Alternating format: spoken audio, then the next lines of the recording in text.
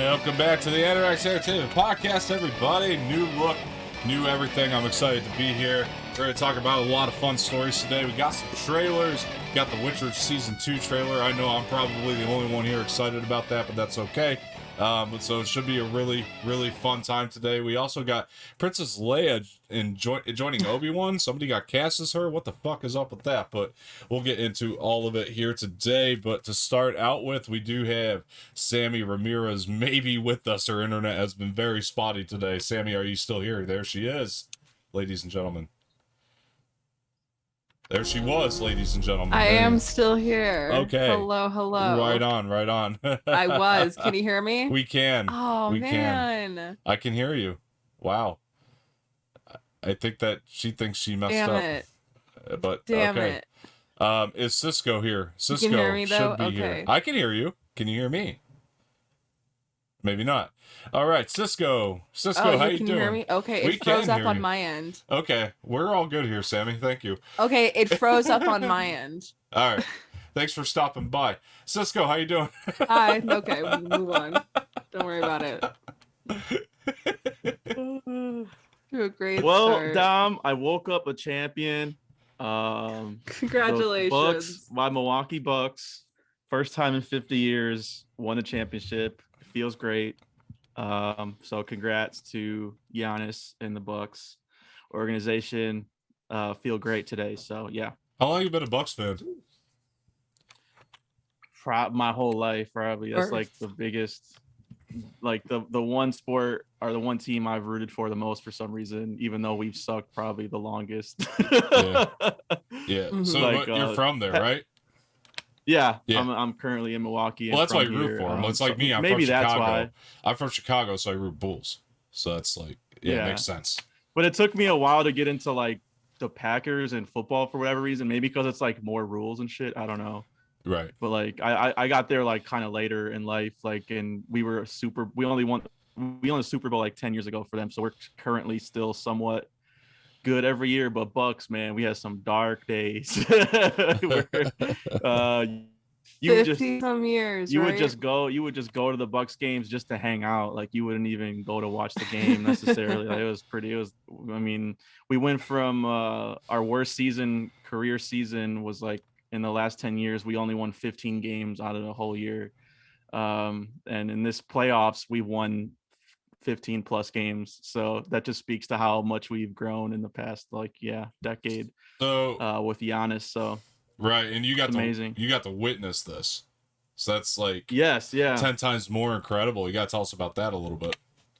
Yeah, so I have gotten to because we have a new arena they built within the last 2 years, 3 years, something like that.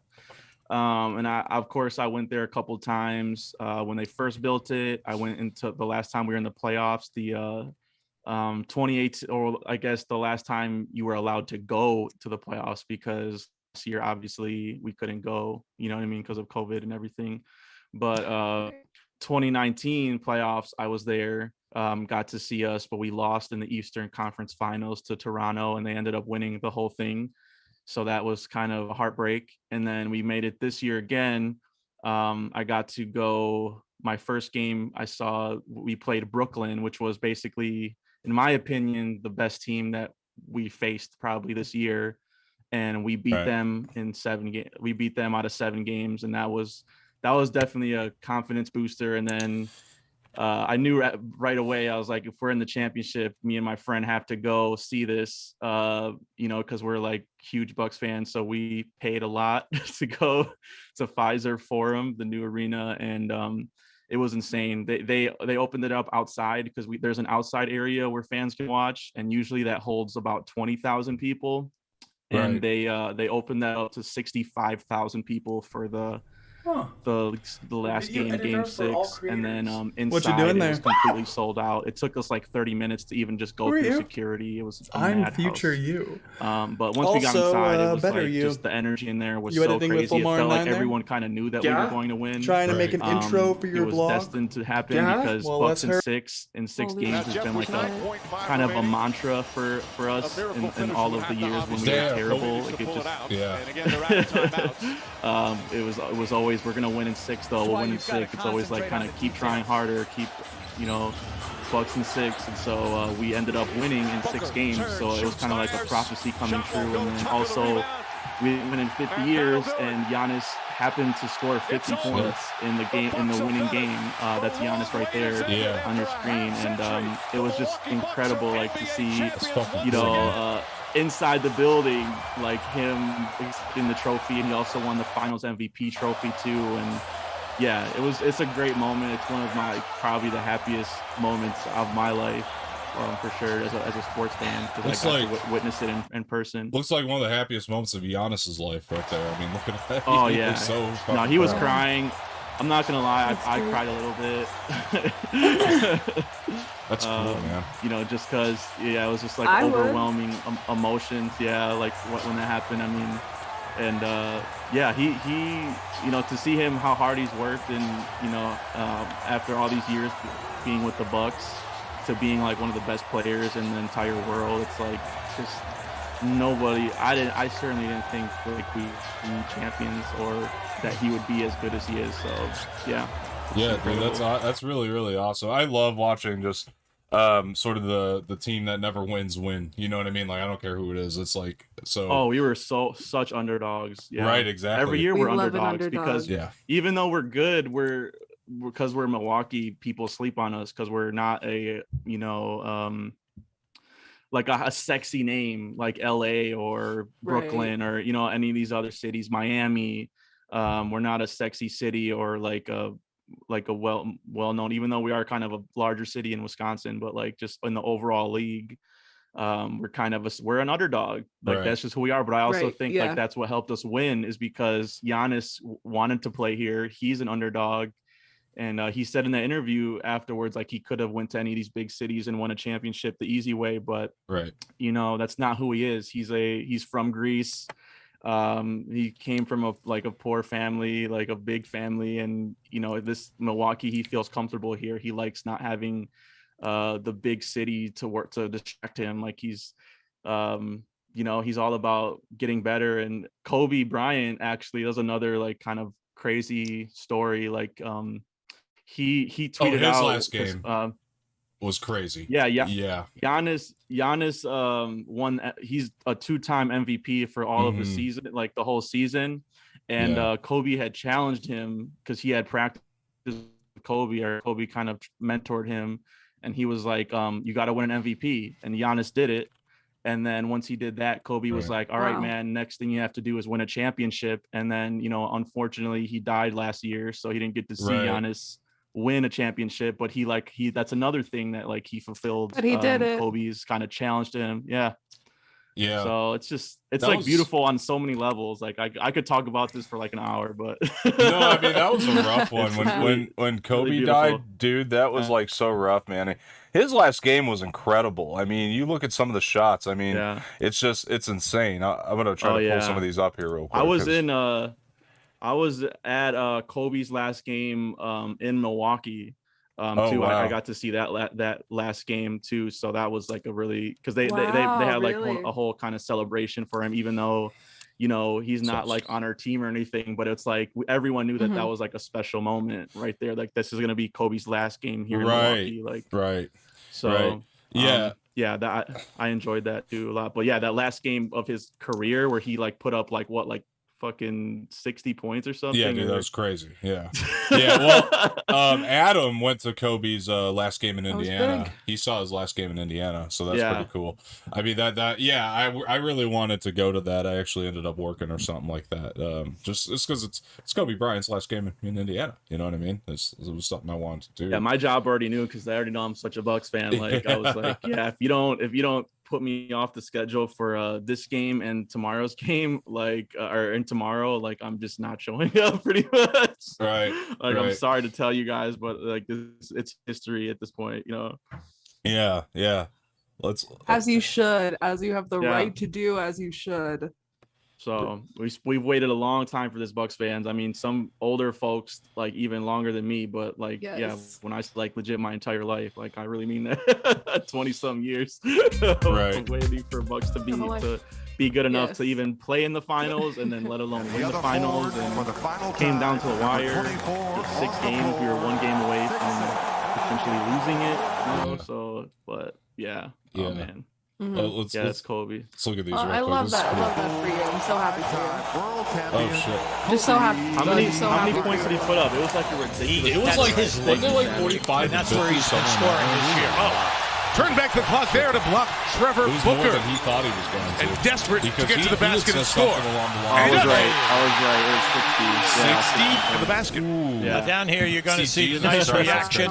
You know, back in the day when he was a defender, let's face it, he was 12 times all defense, 9 times on the first team. Now, you like the reaction here because he gets double teamed. He was pressured, but he said, You'd be like, anxiously await the email to find out where we're flying. Kobe, number 2. Well, they're playing some. There's no doubt about it. The original Space Jam recently, too. Did you? I wanted to wash the new one out of my mouth. I rewatched the original Space Jam. It was fun. It was whatever. It's all right. It's not that great, but you know what? It's whatever. I'm not mad about it. I'm not like, God, that was awful. At least it feels like a fucking movie, though. That's what That's what like, I'm saying. I understand that it was like an advertisement also, but like it felt like it was like it felt like it had a structure. You know what I mean? Like from beginning to end, it felt like it had a structure, and it wasn't just corporate entities just trying to shove a bunch of shit down your throats all the time. Like this new one is a commercial for HBO Max straight up. No kid gives a shit about what's on the streaming service. They're not gonna watch Game of Thrones. Like, come on. And the other thing they advertise is Harry Potter, which isn't even on their fucking service. You know. So it's. I heard from honestly. I heard from some critic that like, and I kind of think. I mean, I haven't seen Space Jam 2 yet, so I'm just speaking like hypothetically. Oh, okay.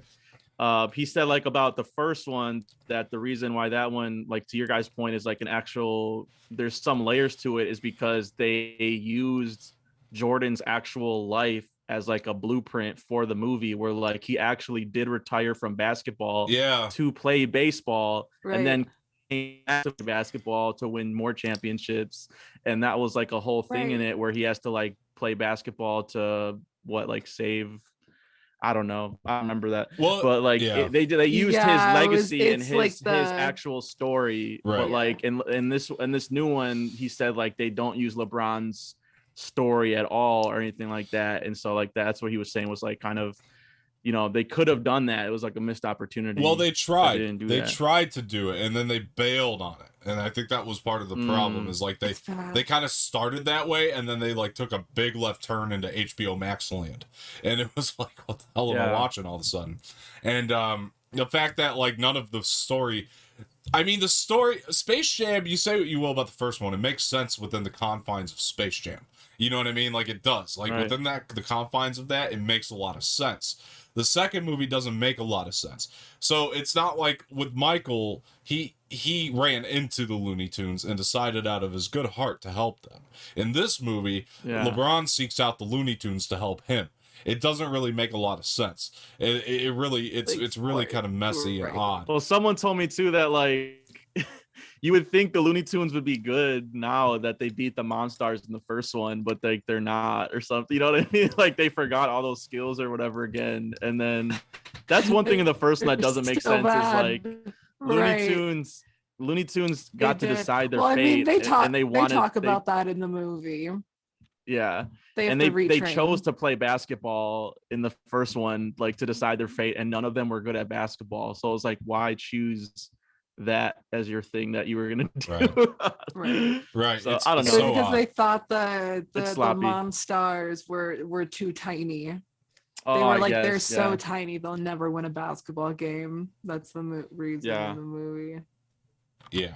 It's very odd and off-putting. Yeah, it's not a good reason. And then LeBron. But I will say, my big thing is the Looney Tunes are better in Space Jam 1. They are used better. I did not like the way they were used. Again, it was just like dumb and not well. And then again, like The way they use LeBron is so just dumb. Like they treat him, it's like a talk about hubris kind of thing. Yeah. Like they treat him like he's everything, like he's God, and I'm like, well, that's LeBron. Like, okay, that's LeBron. Man. No, but here's the thing. I actually don't think LeBron is the problem with the movie. Also, yeah, and kids, the things the kids love, Casablanca and Game of Thrones. Oh yeah. Kids are gonna be hyped about that one. Yeah, Fury Road. Yeah. Fury Road was another good reference. Yeah, and Fury Road. Oh my God, yeah. And like the thing is like I actually don't think LeBron is the problem with the movie. Like I think LeBron is actually trying to like commit and like make a really good like kids movie, because it feels like there's two worlds going on here, or two like different creatives going on here. You feel like you have the LeBron James side of the creative, and then you feel like you have the Warner Brothers side of the creative, and both of them are kind of fighting each other on what this movie's going to be. Because I thought that LeBron, everything that was going on with him, he felt very committed to it. You know what I mean? Like he felt committed to making this Space Jam. But the problem is that LeBron is barely in the movie in the first place. Like honestly, he's not in it a whole lot. Like when you break it down, compared to like every other cameo that they wanted to shove in this thing, until like the final scene with the big game, which you know is going to happen, LeBron's not in this movie a whole lot, and that's really a problem. Like I felt like the first movie was at least Michael Jordan focused, and then anytime they did show LeBron, it felt extremely conceited, and I think a lot of that was due to the fact that I think that they stripped away a lot of the ideas that he probably had for this movie. I'm not saying that's the case for sure. It just felt like that was the case. Yeah. Because when you're watching it again, it just feels like there's two creatives. Feels like the executive producer LeBron James. I don't know if Samee, you agree with this. And the Warner Brothers side of it, that felt very uncommitted and just wanted to advertise this. Because LeBron is good in the movie. There's no doubt about it. The parts he has, he's not bad. He feels committed to me. For Space Jam, I don't think he's bad. I don't think his performance is any better than or worse than Michael Jordan's. Jordan was pretty bad. It was pretty bad. The first one. I don't even kind of feel like comparing because they're pretty bad. It's whatever. Yeah. They're both really bad. I don't know. I'll say a movie that I recently watched that's like, speaking of commercials for streaming service. Yeah. So I caught with the SpongeBob movie, the new one. I forget is it like On the Run or something? Or, I don't know. I heard that's awful. So yeah, my brother had told me he's like that's just like a commercial for the new Paramount Plus show or something, and I was like, really? I've never heard of that. And then I'm watching it, and like an hour into the movie, I'm kind of like, what was my brother talking about? Like this is fine. Like, it's not like, I don't know, like I don't think this is a commercial or anything. And then the last 30 minutes, like the movie just abandons the plot and just like does flashbacks to like baby SpongeBob and like Squidward and Sandy. And apparently that new show on Paramount Plus is like the prequel to SpongeBob, and it's like all of them as babies, basically SpongeBob babies. And I was like, so this is what he was talking about. Right, exactly. Like it was so obnoxious. I was like, oh God. Like I said, there was some cool like cameos like Keanu and stuff that were like, they were like decent, but then once that last 30 minutes happened and it was like clearly just like, we need to get people to watch this Paramount Plus show, I was like, man, nah, fuck this. And then I also heard that like online people are upset because Glenn Kenny, I think his name is, who created SpongeBob, basically said he never wanted it to have spin-off ever. Like that was like, and so they went against his wishes and made baby SpongeBob, and like so fans are mad about that too. So it's like, I didn't expect to have so many like harsh opinions about the new SpongeBob movie, but here we are. I didn't expect to have, not my SpongeBob. As nostalgic as it is, I didn't expect to have so many harsh opinions about Space Jam though. This is, you know what I mean? Like honestly, not my I didn't. SpongeBob. Like it was like one of those things though that was just like a train wreck that almost like never just. Oh, people are very upset about it. The new Space Jam. Like there's money. People that straight up are like, "Fuck this movie." Like, I hate this movie. It made money. I mean, it really I mean, it made money regardless. Well, that was the point, wasn't it? Of course, yeah. But the problem is there's going to be another one that's probably not good either.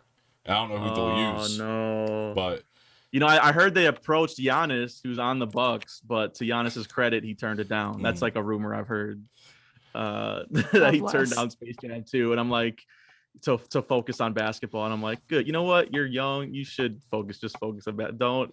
He is like a charming and funny like person, but like, nah. I mean, for a 90-minute movie, I would be like, no. Right. You made the right move. Right. Not my SpongeBob. I mean, not my SpongeBob, not my Space Jam. Yeah, right. You know what's really bad in the new Space Jam, and I'm surprised to say this at all. Don Cheadle? He's horrible in the new one. He's awful. This is probably his worst worst performance. Is that who you're gonna say? Yeah, Don he's Cheadle? awful in this movie. He's too much. He is way too much in this movie. And well, is that him though, or is that like the director too, like being like more? It's probably a little column A, column B. You know, I mean, honestly, it's.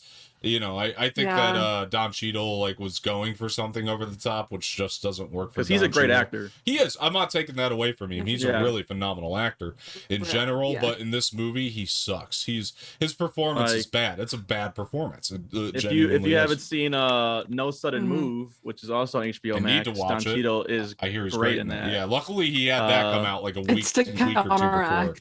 Yeah, he had a 2-picture HBO Max deal he couldn't get out of in his contract.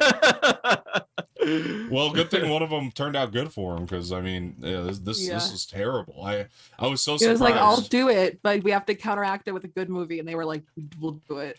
I feel like too, like Ready Player One came out and they were just trying to. Is that like Ready Player One? I think it's worse. Heard a lot of people compare it to that. I think it's worse. I think they went way too far with the references in this one. Like Ready Player One, I didn't like all the references. I thought they were overwhelming. Yeah, my god, no, it's definitely. That's right. I'm the lone person who likes Ready Player One on here. Yeah, like I actually do like that one. Correct. But no, genuinely, for real, I'm trying to be unbiased. The references are worse. Yeah, it's worse in Space Jam 2. In Space Jam, I felt like 100%. At least Spielberg tried to balance it in Ready Player One. Like he tried. Well, yeah, because it was only when they were in that world, because they kind of went back and forth. So it felt like it had like a structural balance. In this movie, it's everywhere. And they were written in there better. Yeah, as well. Yeah. It's everywhere for no reason in this one. You know what I mean? It's like like with Spielberg's references, they don't feel like a commercial for something else. Spielberg's references are in there because they're in the book. You know what I mean? It's a part of the story. I was gonna say it's also based on that book too, so I'm sure he was drawing from that. Right. It feels like it was. But it's a part of the story. Exactly. Yeah. Even though I don't like the movie and I think it's overloaded with references. It's a part of the narrative. It's a part of the characters. Yeah. Yeah. He tried. You know what I mean? At least he took a swing and tried. In this movie, it's a commercial, and it's very irritating because it's so blatantly a commercial. And that's what bothered me so much about it. Yeah.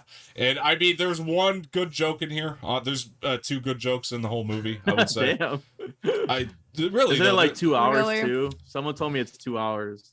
It is. It's way too long. The only reason it's that long is because of the Warner Brothers references. 90 minutes maximum. Yeah. There's no reason for it to be 2 hours. And like the thing is like with what was I gonna say? Literally, like, the movie just wouldn't end. Yeah. That's always the worst. Well, the thing that I found, I hate that. One of the funny jokes in there, and this is not. I froze up on my end. Sorry. You're fine. One of the funny jokes in there, and this is not a spoiler, Sammy. You might agree. It's like one of the good parts in the movie is Stan from the first one, the Newman guy. They kind of give LeBron one of those. The stuff that was happening with him when he was like walking up to the security guard and he's like, "You lost LeBron?" That was good. That was really good because that felt like Space Jam. It was one of the few parts in the movie that felt like Space Jam, and they didn't make the guy a copycat of the Stan character, so I like that. The other thing that worked, and Sammy, I won't say much, but the Michael Jordan joke did get me. It was pretty good. That was the other thing that worked. I won't spoil it, but that was a good joke. The 2 good jokes in that movie. Other than that, everything else sucks. It's really bad. And the Looney Tunes barely feel like the Looney Tunes. Not bad. And Zendaya's a good Lola Bunny. That one I'll give you a not bad. Lola Bunny, just so she's weird. a good Lola Bunny. It's so weird to me because I've seen some people too on social media, and I think I posted something about this too, that they were like, "This movie's for kids, guys." Like, but it's not. Off, or like, you know what I mean? It should be, but it's like, not. And that's what I'm saying. I'm like, if it's for kids, why is like a Clockwork Orange Droogs in there, and this like movie's for the LeBron Nun from James the Devils fans and people Fury who Road and only have Casablanca. HBO Max. Right. And like kids don't even. This Space movie, Jam came out in '96. Like kids were not born yet to like even experience Space Jam. So how is this for kids? Oh, this 100%. is clearly for like people our age 100%. to like, and from what I'm hearing, not... it fails on all levels on that. 100%. So it's weird. I agree with you. It's so bad, man. And it failed. It did. It was a big failure. And I mean, I went to the theater this weekend. I went to see Black Widow again. I didn't bother to go see this one in the theater. I Black Widow was the choice pick for me. Good choices. Took the nieces to see it, which was really cool. Nice. They had a really great time with it. Did you like Black Widow, Cisco? I haven't heard your take on it yet. We did review it for Saturday Bat Day. I missed it. I'm sorry. That week, but no, it's all right. Nice. I did not. Edwin did like it. I did not. Wow. So yeah, we had another disagreement episode. I told Samee you weren't gonna like it. I told her you weren't gonna like it for some reason. I knew it. So I don't want to like get into. Yeah, I said if anybody doesn't, because we'll be here forever. Because you can check it out on stereo. We did a whole like 2-hour long episode on it. But I'll just like shorthand the short it. Version. I thought like a lot of people are praising Florence Pugh and like the family aspects of it, but like it was one of those where like the Russian accents just like took me out like so much. I think it was just as bad as Wanda in Age of Ultron, when she was trying to do that Russian accent, and I was like, yeah, and I'm like hoping in the next one that they're just gonna take that out completely and not have her do like, why do you always do these poses? And like it was very caricature to me, and it wasn't funny. And like it was real. Everyone's saying that it was funny.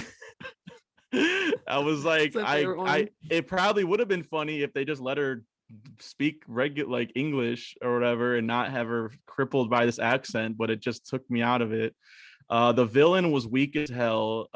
Both of them, Taskmaster and the Russian like faceless villain that you don't see until the end, I thought were some of the worst of the MCU villains so far.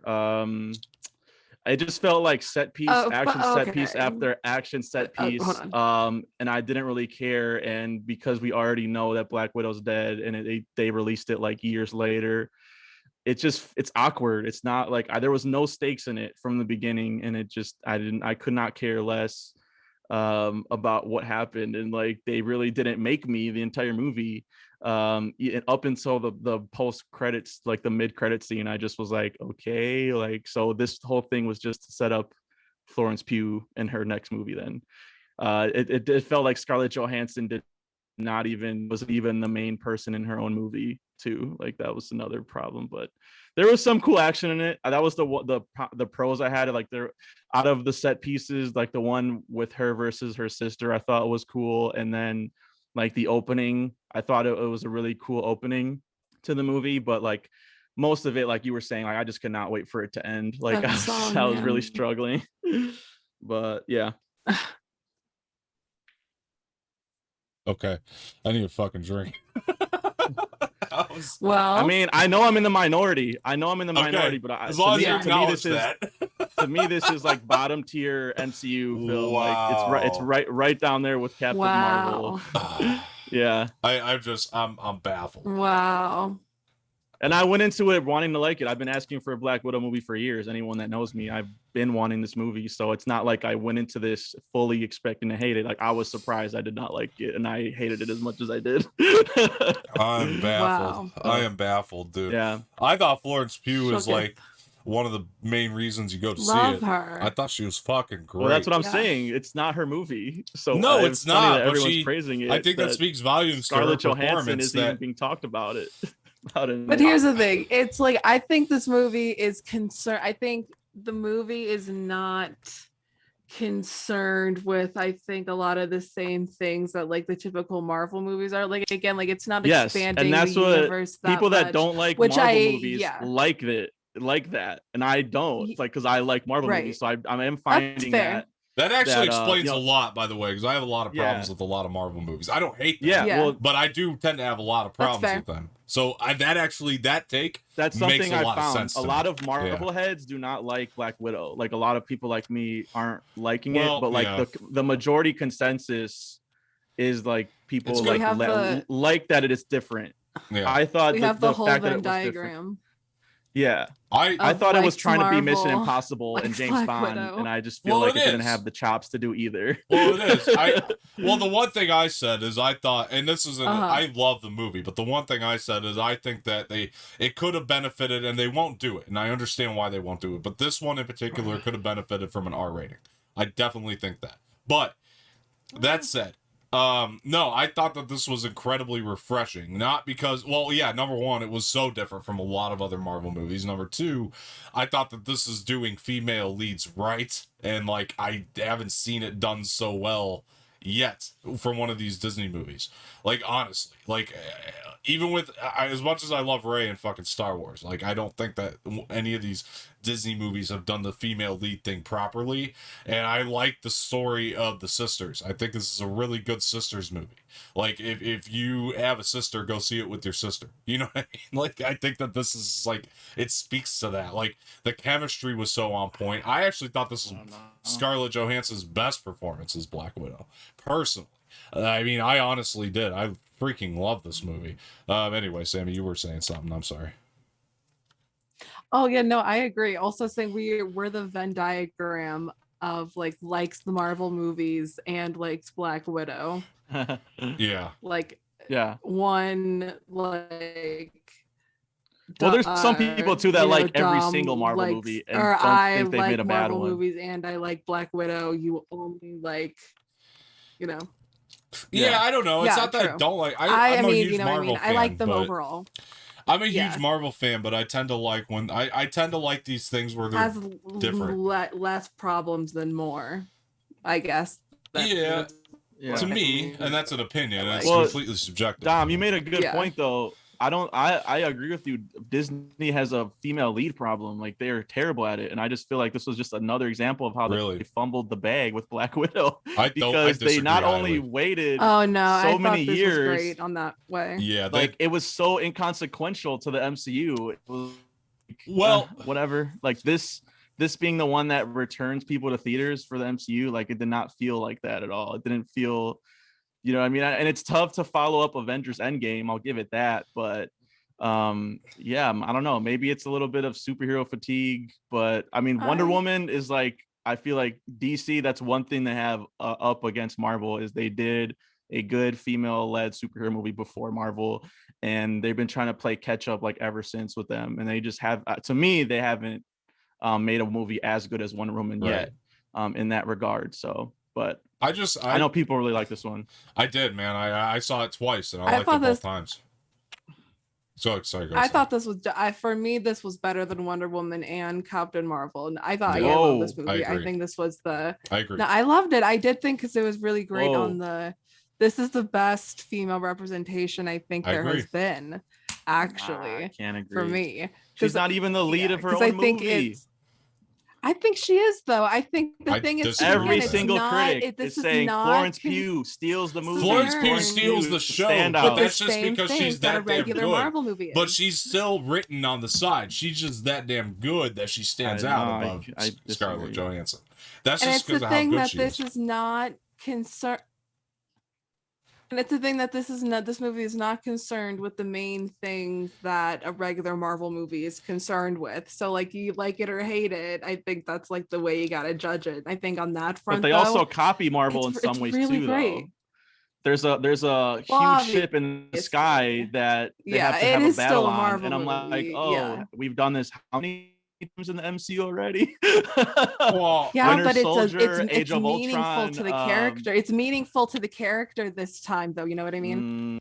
This time, though, it's a direct, meaningful thing. I thought Winter Soldier. It is. I thought Winter Soldier's because Bucky again, fight it at the end is way more meaningful. I'll say this: I think we could all agree maybe on this point. Meaningful. That is great, but I think this is kind of a similar level for Natasha. I think we can all agree on one point, though. I'm going to say this. I'm sure we all agree. Thank God David Harbour's performance here was better than Hellboy. That's the one thing I'll say. I mean, because that's a very low bar, but yeah, it is. But thank God he got to do a movie where he was actually like, he got to like almost. I'm not saying that it's like his best performance. I still think it's Stranger Things for him, but I think that's his peak. But like, at least he got to do a comic book movie where he didn't completely suck. He actually has some really good stuff to do. But I do think him and Rachel Weisz were also wasted. Honestly, I don't think they had much to do. Yeah. I like them for the. And characters I love them as actors, but I felt like that was for a check or something. Like, I disagree. We're never going to see them again. They have another house now. I disagree. I bet we do see him again. I bet you we do. I think that David Harbour's been looking to get out of the Netflix world. I think at least David Harbour will see again, because I think he's been looking for like a comic book character like this. The whole reason he did Hellboy in the first place is because I think he's looking to get out of Stranger Things. Why? I don't know, because Hopper is his best performance. Also, he's like better in No Sudden Move. Two plugs for No Sudden Move. Oh, David Harbour's way better. Yeah, I'm excited to see it. I love David Harbour. I think he is like top tier. Me too. Honestly, I think he's fucking top tier. Yeah. Sammy, go ahead, Sammy. I think she's in more on mountain with the rest of the tunes. I don't know. I do think that can you hear me? Yeah, we can. Yeah, you're just catching up. That's all. Can you hear me? Yeah, you can hear you. Can you not hear me? Hello? We can hear you. Can you hear me? Yeah. Okay. Gotcha. I was gonna say, okay, you can hear me. Cool. I'm gonna talk. I do wish Rachel Weisz had more to do. I wish there had been more of like a reconciliation, and especially between her and Florence Pugh's character. I wish there was more of that had been discussed. Lacking a little bit. I will say that it wasn't her or anything or her place in the movie. I wish there had been more of her. Yeah, it's funny you say that too, because we had just reviewed F9 like a few weeks before Black Widow, and I was like it's funny that Marvel is now, because you're speaking of circles and diagrams or whatever. Fast and Furious had copied the Marvel craze of superheroes and turning their characters of superheroes, and now we got Marvel copying Fast and Furious's family formula and like making this like people that don't even know each other family in here, and like doing this whole melodramatic thing. And I was like, oh man, I honestly preferred F9 to Black Widow. I never thought I would say that. You're insane. I think you're insane. Barely. It's not like a blowout lead, but it was. I thought they did the family, because I actually cared about that family. This is the summer of family. That family. We've had 9 movies to care about them. Black Widow, we have 1, and we never have met them before. So I thought Fast 9 sucked. I really did. I did not like that movie. I didn't like it, but I enjoyed it just a little bit more than Black Widow. Yeah, I was just saying, because I didn't hear. I do have to say it's interesting. Like I will say that it's just interesting, because we talked so much about the past couple of weeks about the male gaze in the Fast and Furious, and then I just feel like this and Loki and WandaVision too, especially, have all been in the female gaze. I feel like all of those shows, and Black Widow and like, it's to see the switch. Yeah. I just wish, because I said I liked the opening. I like, to me, the direction to go in would have been like what Red Sparrow tried to do and failed with Jennifer Lawrence. Like make a prequel of her like in the Red Room or whatever, like training to be a spy. We didn't get barely any of that. Well, that's why I thought that our rating could have benefited this movie too. That's part of it, because I think that people trashed Jennifer Lawrence in that and her accent, and I'm like, I mean, the accents in here were not much better, honestly. To me, not in our rating. They weren't to great. Get, I will say they weren't great. Yeah. Not in sorry, I didn't want it to have an R rating to like, I want to make myself clear here, not to like get Scarlett Johansson naked or anything. I wanted an R rating so we can kind of dive into that like sort of brutality of the Red Room and all that kind of stuff. Like I think that really could have benefited the movie. While I still loved it. I loved it for, the fact that I know it has to be PG-13, because Disney's never going to get out of the way of themselves. on that. They're just not like that. Deadpool 2, they're gonna do it, but that's or Deadpool 3. I'm sorry, they're gonna do it with that, but that's because they almost have no choice. You know, they were kind of backed up into a corner with that one. And I bet you they don't put their name on it. I bet you Fox's name is still on Deadpool when it comes out. I bet you Disney does not put their name on Deadpool 3. So I think that, you know, that's the only instance we'll see it really, you know, is that movie. And I think that's unfortunate. Like, I don't know why at this juncture Disney can't make R-rated movies. I'm so confused on that. All I know is Blade better be R-rated when they make Blade. Because they're not going to. That's the problem. Bullshit. They already said it's PG-13. Feige did. He teased it. You see, Feige hinted to the fact it's going to be a PG-13. I don't think they're going to, and that's unfortunate because you can't. Right. What is this going to be? Twilight? What are we doing here? I agree. I feel like vampires. Yes. I feel like they are just. You got a problem with that? You got a problem with that, Cisco? Yes. Blade is not Twilight. Blade will kick all of them Twilight teen boys' asses all up and down. Well, I feel like Blade has just as much as an obligation to be R-rated as Deadpool, and that's what bothers me about that. They should have just as much of an obligation to make that an R-rated movie. What I'm saying.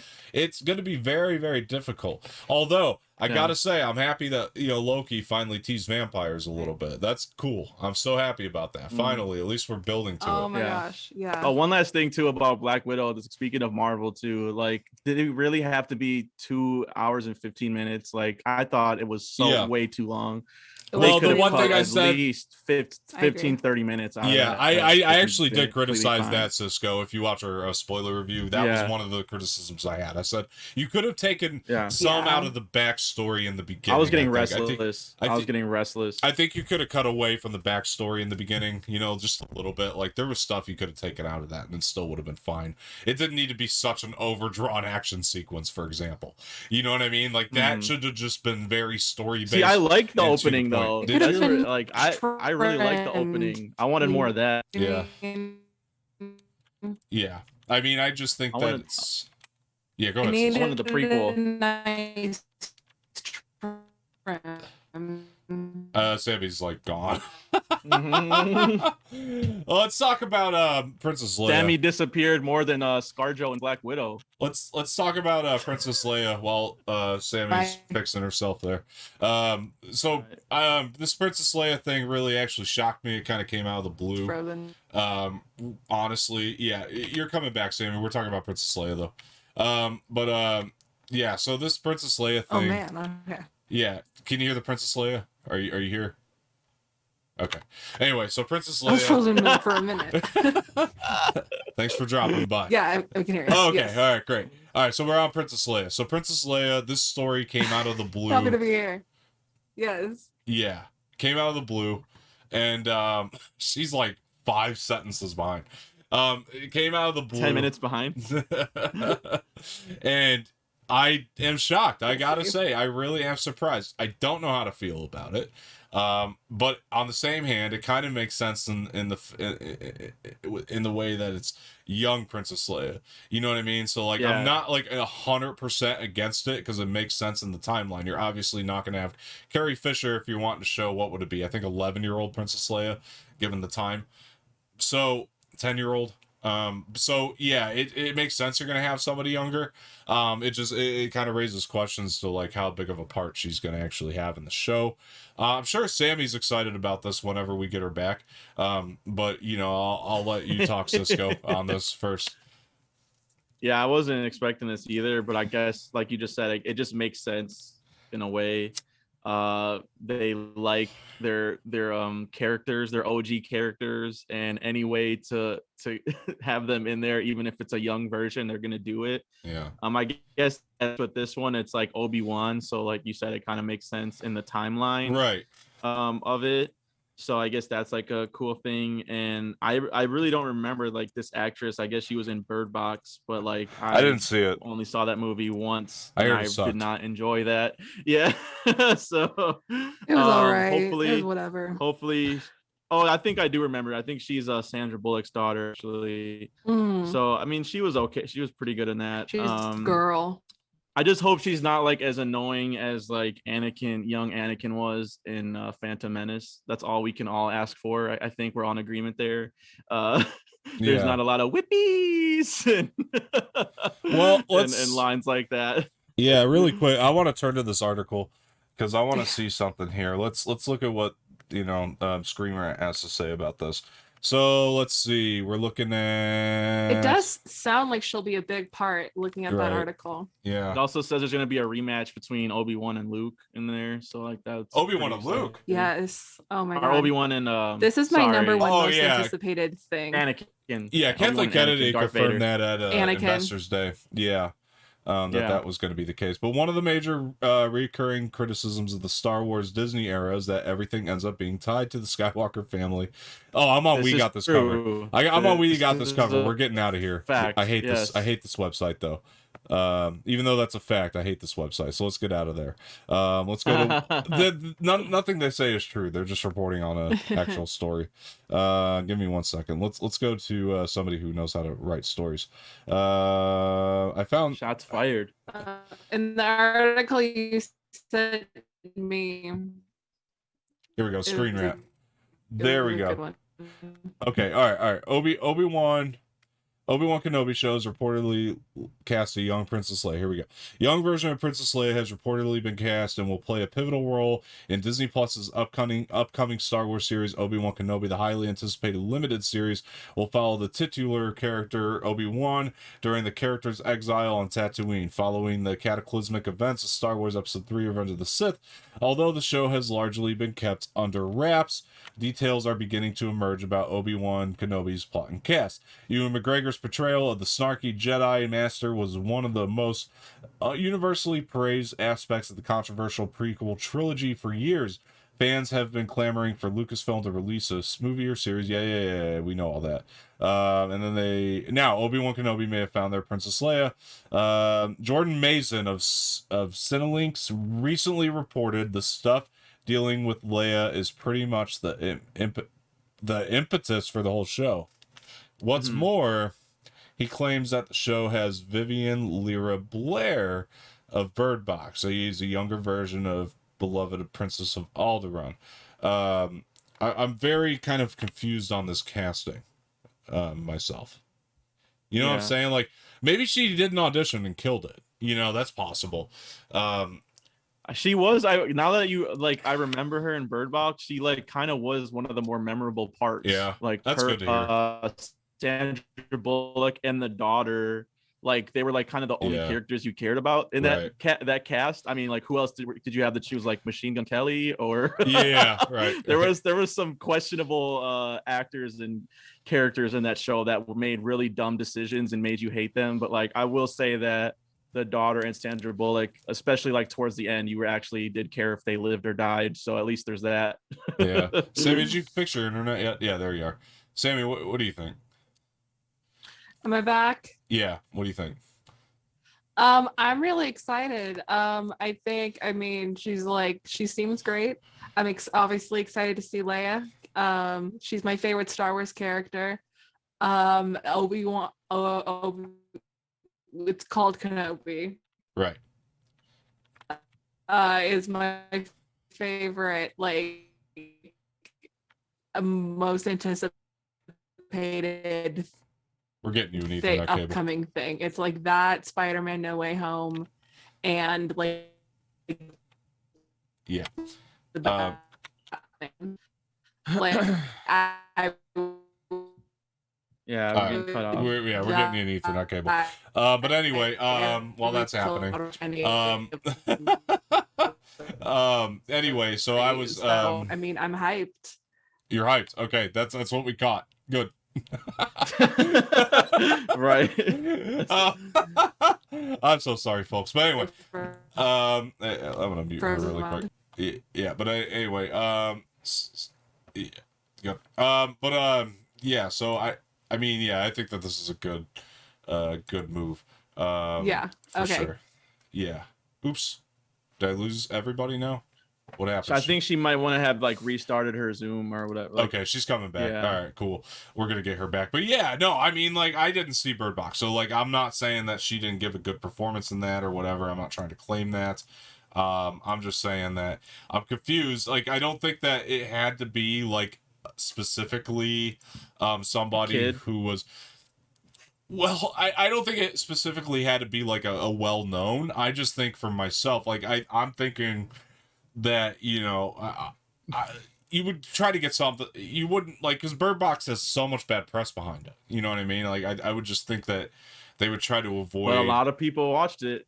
A lot of it's in the Netflix point. Top 10. We can transition into that. Oh, it's a popular thing, yeah, for sure. Don't get me wrong, it's a popular movie. Oh, you're back. Okay.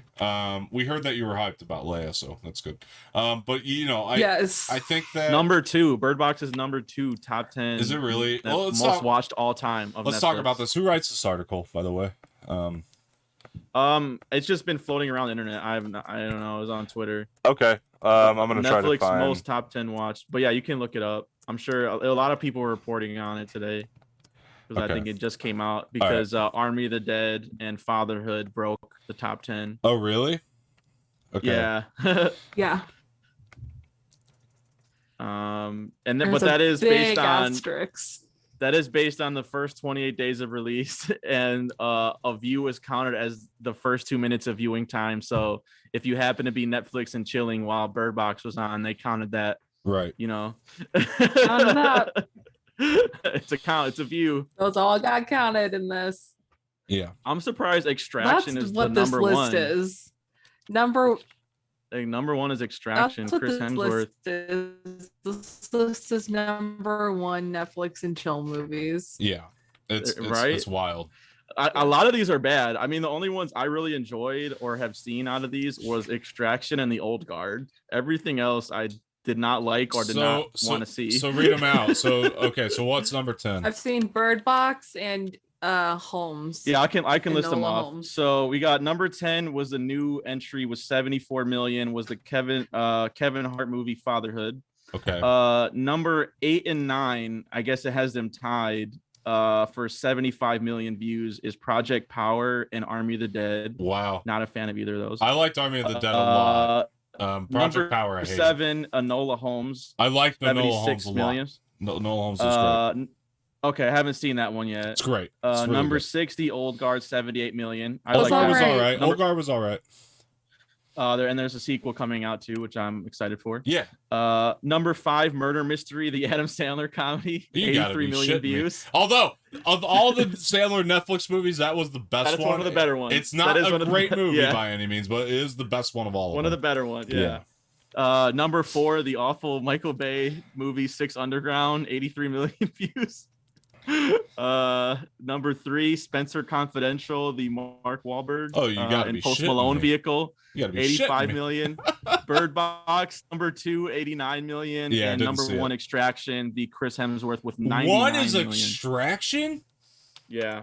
What? I also like that one. I didn't see it. I heard the action was cool, but I'm surprised that action is great. I'm surprised it's better number action 1. movies they've done. Well, I just heard that the story was kind of sucky, but the action was really cool. But it's like that's kind of the point. Is it's like John Wick. It's like you don't go to see that. You don't put that on for the story or nobody. It's for the action and that's it's all action the whole movie. That's how you watch Nobody finally. I think you told me you bought it. Yeah, did you like it? Fucking great, dude. Yeah, I liked it too. It's fucking fantastic. It's like one of the best movies of the year. Kidding me? Yeah, easily. That movie was amazing. It was in our we did our top 10 episode, was our it top yours? 5 of the year. It was in our honorable mentions. It didn't make me or Edwin's, but it was an honorable mention. Dude, that movie has Christopher Lloyd shooting motherfuckers, dude. Like you don't get any better than that. That's amazing. I never thought I'd see that in my life. He probably thought he'd never do that in his life. Like honestly, Doc Brown in there. Yeah, that was incredible. That movie was awesome. I love Nobody. I want to watch it again. It was so good. So good. Yeah, one of the best of the year for sure. Nice. Yeah. Oh yeah. What about the Witcher trailer? What did you think? I know you were excited about that. It's another Netflix one. Oh my god. I can't believe you haven't seen the first season yet, either of you. I'll watch it before I'll watch it before the new season comes out. Bro, probably. It's so fucking good. But yeah, this trailer, Adam, if he was here, he'd speak to this too. This was fucking incredible. If you're a fan of the first season, you're gonna watch this trailer and love it. That's what I would say about it. I honestly, it was like it's a top tier trailer. You know what I mean? It tells you what's gonna be happening in the season, which I think is like one of the main jobs of a trailer. Just tell us the storyline, give us the basics. Doesn't show way too much, but shows us enough to just get us hyped. And what I really liked, because one of the biggest complaints of the first season, on myself agreed, from time to time it got a little annoying, is the non-linear storytelling. This trailer really shows us this is going to be told in a linear fashion, so I'm really happy about that. I think that the show's just going to work better from that. That's one of the annoyances of the first season, up until you get to the last episode. Then you're like, oh, it all comes together. But yeah, you know, because once it all comes together, it's pretty cool. But I just didn't think it was a necessary way to tell the story. You know what I'm saying? But you know, but it was cool once it all came together and he figured out everything. But this season's going to be very, you know, it's going to be straight out. I think this is clearly an expensive series, and they're putting in more money this time around. It looks beautiful. I was like so thrilled with the shots. I think Henry Cavill, this is the role he was born to play. As much as I personally like the Superman, wow. I know a lot of people don't disagree with it. It's The Witcher, man. The Witcher's the role he was born to play, dude. I thought you would have said Superman. I love his Superman, but The Witcher's his role, dude. That's his Deadpool. You know what I mean? Like that's what he does. Yeah, this is what he was born to play. He needs to play The Witcher. I think that it shows, man, and I think that this just the story where it's going, and the fans will know what I'm talking about. I don't want to spoil it, Cisco, because I really want you to watch this one. Yeah, I think you're gonna love the show. But but you know, I think that with where it's all going and heading, it's like this is just gonna add itself to some real dramatic weight, and I think that that's like a big deal. Given where things are going, like it's just like, again, I'm not trying to spoil it for the people that haven't seen the first season, because I implore you to go watch it. I really do. If you're an audience member, go watch this fucking show. It's so good. It's like you don't really get much better than this, honestly. Like if you liked Game of Thrones on any level, this is probably gonna satisfy Netflix's Game of Thrones. It is, but it's its own thing. Like I know it's based on the games and the books, but like it feels. I'm just saying in terms of like quality, because that's one of HBO's best shows. You put it on there as for Netflix, right? Where you take the budget, the amount of money they throw into it, and just like how gorgeous it looks, and like this is Netflix's version of that. And I think it will. I think if it continues down a good path, and it looks like it's just going to improve upon itself in this season, it will top Stranger Things for a lot of people. Like honestly, I think it's going to reach those heights. I think that this is they really struck gold with that first season. I can't speak highly enough about it. Hopefully they don't cancel it. That's Netflix is famous for that. They can't. I don't think this one they can afford to. Honestly, I think they need to keep this one on their air. I think it really. I'm still waiting for Stranger Things too, man. Yep. Oh, I know, man. I know. Stranger Things. When is that coming? December. No trailer yet. Speaking of trailers, where the fuck is the Spider-Man trailer? December? Spider-Man trailer. Christmas? October is Stranger Things. I believe. Where the fuck? Oh yeah, Witcher's December. That's what I was thinking of. Witcher's December. Yeah, where's the Spider-Man trailer? Come on. I mean, like, why haven't we had it? That's the MCU movie I'm excited about this year. If we're talking about what I think is going to be the best MCU movie that drops this year. Where is it? I wasn't worried. I'm starting to get worried. I don't think it's going to make deadline. I really don't. I think that they're doing stuff. No, I don't think it's that. I think it's spoiler related. Yeah, they probably don't want it, because how can you do a trailer and not give away some shit? It more than likely is, but I'm saying it's production related. It more than likely is. I really think it's spoiler related. I want some more stuff to drop before it. Drop the trailer, probably. Yeah, because it's gonna be big. I really feel that way. You know what I mean? Yeah. Well, more than likely it is spoiler related, and I've been saying that for a long time. But I'm afraid that they're changing things now because of the Alfred Molina situation. I really do. Like I fear that, because I just cut him out of the movie now. Maybe. I don't know. Like fuck you. I don't know, man. Dude, if he really like fucked up and they're really that pissed at him, I don't know. It's I don't think they would do that either. Yeah, you can't. I don't think they're doing that. No Iconic way. Spider-Man villain. We'll see. Yeah. Listen, I want to stay optimistic. I'm just saying that I think it's odd that we haven't seen anything but that first little teaser thingy that they put out. Did you see that there's that there was a movie theater, and I want to say Wisconsin, maybe, and then somewhere overseas, but they put up fake fan-made No Way Home posters in the theater, and people are like, "Oh my God, is it confirmed?" But they're 100% fan-made. They just put it up because there's literally people are like, I think the reason why the theaters are just mad that they don't have something to advertise, and they want to advertise it because they're also like, dude, it comes out in December. That does sound like some Wisconsin shit, honestly. You know, they're upset about it. It's just, I don't know. I want to say it was Wisconsin. And I think that's the vibe. It sounds accurate. I'll go with it. From being from Wisconsin. Yeah. I'm not saying that anybody should lose. We're right where they want us, I think, though. I'm not saying that, but I'm not saying that anybody should lose all hope yet. I think that, honestly, it probably is spoiler related, but I am a little worried that they didn't make that 6-month mark like they usually would. Like, that's typically like the 6 months in advance is typically when they would put a trailer out. And I think we're even at the 5-month mark, if I'm not mistaken. We're 5 months away, right? So it's just, it's a little worrisome. That's all I'm trying to get at. There could be something. We have to, kind of prep ourselves that, maybe they are changing some shit. That's all I'm going to say. But I don't know. I mean, I hope it's good changes. You know what I mean? If that's what they're doing, I hope they're changing good things. Maybe fucking Garfield and McGuire weren't in the thing, and they're like, let's fucking get them in there real quick. Who knows? Yeah. But what people want, right? Who knows? It could be a good change. I'm just saying, I'm worried about the deadline at this point. I think that the deadline, they might miss it by a little bit. I think maybe if even, I'd hate to see it go to January, but on the same hand, it'd do really well in January because nothing else good comes out.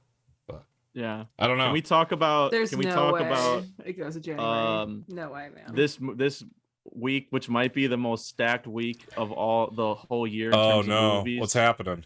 Because I don't know what movie I'm gonna see or prioritize. What's on our schedule, Samee? Jungle Cruise. It's on October 21st. That's next week, actually, in line. Oh, okay. It's on October 21st, and you got you got Wes Anderson's new movie, French Dispatch. Oh shit! I'm so stoked.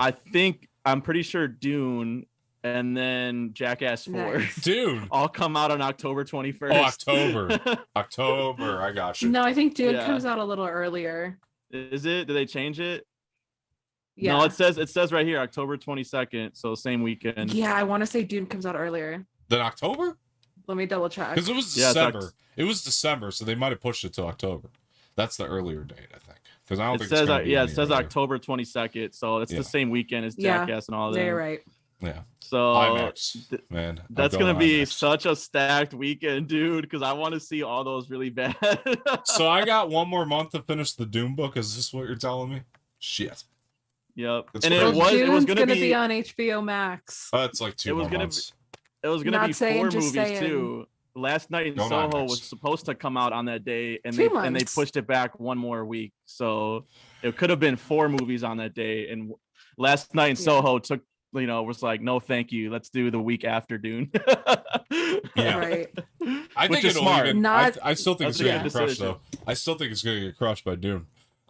If Dune's good. Just saying. But Dune does come out on HBO Max. And I'm not watching it there. True. I'm going to watch it on IMAX. Yeah. Same here, for sure, in the movie theater. It was made for IMAX. Why the Villeneuve. You don't watch a Villeneuve movie in the fucking TV. Some of us are poor. Listen. I mean, granted, I paid $30 for me and my brother to see Black Widow. $30 so that's Black Widow. It's not a Villeneuve movie. You don't fucking. It's still an MCU movie. I expect a certain quality, but you don't have that sort of cinematography that you get from a Villeneuve movie. Look at Blade Runner. Right. Look at Blade Runner. It's so damn beautiful. That whole movie. Look at Sicario. It's gorgeous. You can't just watch it on TV. Gotta go to IMAX. Gotta go to IMAX. No other way. Yeah, I'm agreed. Yeah. But Jackass 4 trailer looks pretty funny, although Bam Margera's not in it. Yeah, well, that's gonna be shitty, to like because he's like one of my favorite characters in those movies. Honestly, they fuck with him so much. Yeah, and his dad and his uncle. Yeah, but I think we were all prepped to not have him here, right? I mean, I know he's doing with well. like his own issues, but he ain't doing well. Yeah. I went down a fucking rabbit hole of Bam Margera the other day, and he's like, it's crazy, man. Like he's talking some crazy shit. Crazy that Steve-O is the more put together one than Bam at this point. Right? Isn't that insane? Who would have thought? Yeah, Steve-O's out there like helping children and doing good things with his life, and drinking veggie juice and shit. And Bam's like, I never would have thought. Doesn't even have a mind anymore. You know what I mean? Like it's like it's sad. You know, it's very sad. Can we stop putting MGK in movies too? Because he's in the trailer, and I'm just tired of seeing MGK show up for like 2 minutes in movies. It's so goddamn unnecessary. He's not a good actor. I'm tired. I like him as an artist. I don't think he's a good actor though. Dude, he was in. I mean, he was in Project Power. He was in what was the Pete Davidson movie, King of Staten Island? He was like, every single movie, dude. It's like, why is MGK getting all these acting? Is like they're so starved for acting roles? Well, like, I expect him to show up in a Pete Davidson movie just because they're best buds. Like I expect that, but okay, that one was like one of the more like, okay, he's a tattoo artist, makes sense. Right, all the other ones, I'm like, why is MGK in here? Like, why? I agree. He's in Bird Box, dude. Like, that fucking Motley Crue movie. Why did they cast him in that? He was awful in that movie. He was awful in that movie. Weird. That movie sucked, and he was a lot of the reason why. He was awful. MGK's agent, man, like that guy is working. That guy's working his ass off or something. I don't know. He's a big deal right now. Like, I mean, I'm not trying to say like it's justified to put him in movies, but like on the same hand, it's like he's a massive fucking deal. Is he? I didn't know. Like people still listen to his music or something. He brought I don't know. Back, dude. People are like stoked on that. Like it's like, man, that's sad. Well, to the kids, it's like to a lot of like people. I literally have no idea what you guys are talking about. I know what you're talking about, but I don't know these people. Machine Gun Kelly. Well, I'm just saying, like he, for musically, as for like a lot of kids, he's like, Machine Gun Kelly. Yeah. Anyway, but yeah, I think the Tin Man needs some oil. But anyway, so I mean, I was just gonna say, like, for a lot of kids that like us that didn't grow up on punk rock is like new to them. You know what I mean? So like, it sounds like a new sound. So sad. It is sad, but it's not bad. You know what I mean? It's like it's not bad music. I heard his punk rock shit is terrible. I like it. I like it. And I grew up on it. Oh, okay. I like it. I think it's fun. I don't think it's amazing or revolutionary. Like he definitely doesn't add anything like new or innovative to the genre. But I think it at least sounds like he's somebody who grew up. The only time I hear him talked about online is when there's pictures of him and like Megan Fox together. And it's like, annoying. I did not think that like he was that blown in music right now. Like I remember him like 10 years ago when he first was coming out. Like, yeah, that's like musically, but I didn't know he was still. Oh, he's massive now. Maybe. Damn. Well, he's at the peak of his career musically. That's why he's being put in so much shit, because he's a massive icon right now. That's the only reason. But it's not justified. I don't think he's a good actor. You're gonna have to have people in the comments like decide. Sure. Like, is MGK a big deal right now? He is. He's a big deal. Yes or no? He's a big fucking deal. I want a poll or something for people to decide. Yeah, it's a big deal. I mean, he's iconic. I mean, whether he's you not like on my radar personally. He doesn't have to be. It's just in the popular world right now. He's making chart-topping songs. Right. He's just a big deal to people, and people. I don't know. There's something to his persona Music's in a that bad attracts place. people. That's all I'm gonna say. Music's in a bad place right now. I honestly think he's getting it to a better place on some level, because he's at least he's kind of started this whole thing where. He's bringing back guitars and music again, like distorted guitars, and like I respect that on a big level. Did he add anything new to the genre? Again, no. It's not innovative, but it's fun enough. As somebody who grew up on the music. How about the theory that Eminem killed him so bad in their battle that MGK stopped making rap music and now he's switched to Good. rock. He's better at this. He's better at rock. He should. He's better at rock. He should. Sure. You know, like you gotta like he got it. It's like he kind of did like a introspective deep dive and was like, the rap thing's not working out. I gotta switch it up and do something different. And he's so much better at the rock. Like he brought distortion back into music. That's so nice to hear on guitars again. Maybe I'll like him in Jackass 4 because it looks like he does get fucked up in there. So maybe that'll be like the perfect cameo for me. It'll feel good. Yeah, I think that he honestly, I mean, that could be okay. Like, I don't think that he's gonna ruin that. He's not like it requires a performance. Right. It's like he's playing himself. It's not, but I'm just me and my brother would talk about that. Like, why is MGK in everything? Right. Like, can we see a new movie without MGK popping up? I understand. I understand the annoyance of it. No, I mean, I'm not disagreeing with you on the acting side of it. I'm just saying I understand it from the point of he's a big deal. You know, that's all. Yeah. That's all I'm saying. But like, I like him. I don't like the acting though. I don't think that he's a good actor at all.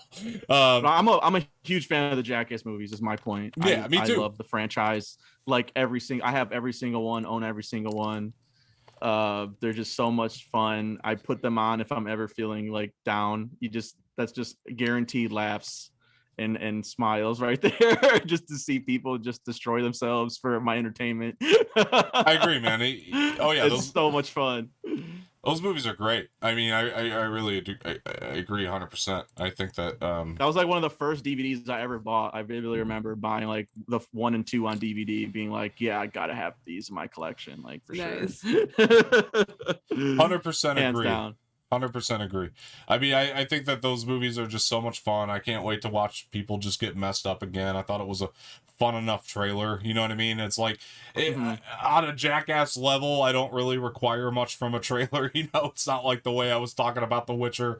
It's like, this is the direction the story's going. You don't have to do that with Jackass. No, no story, no characters. They have just that people benefit. Playing pranks on each other and fucking themselves up. Yeah, they have that benefit, and that, I don't mean that as a bad thing. Like, they have that really awesome benefit of just I like they said, like, we finally matured after all these years. Yeah.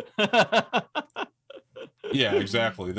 They do. They have this really, really great benefit of just, you know, being able to just mess each other up, do crazy ass stunts, and that's all we're gonna go see it for, you know? And that's great. Yeah. It's like John Wick. We're gonna watch it because he's killing people, or nobody, or one of those things.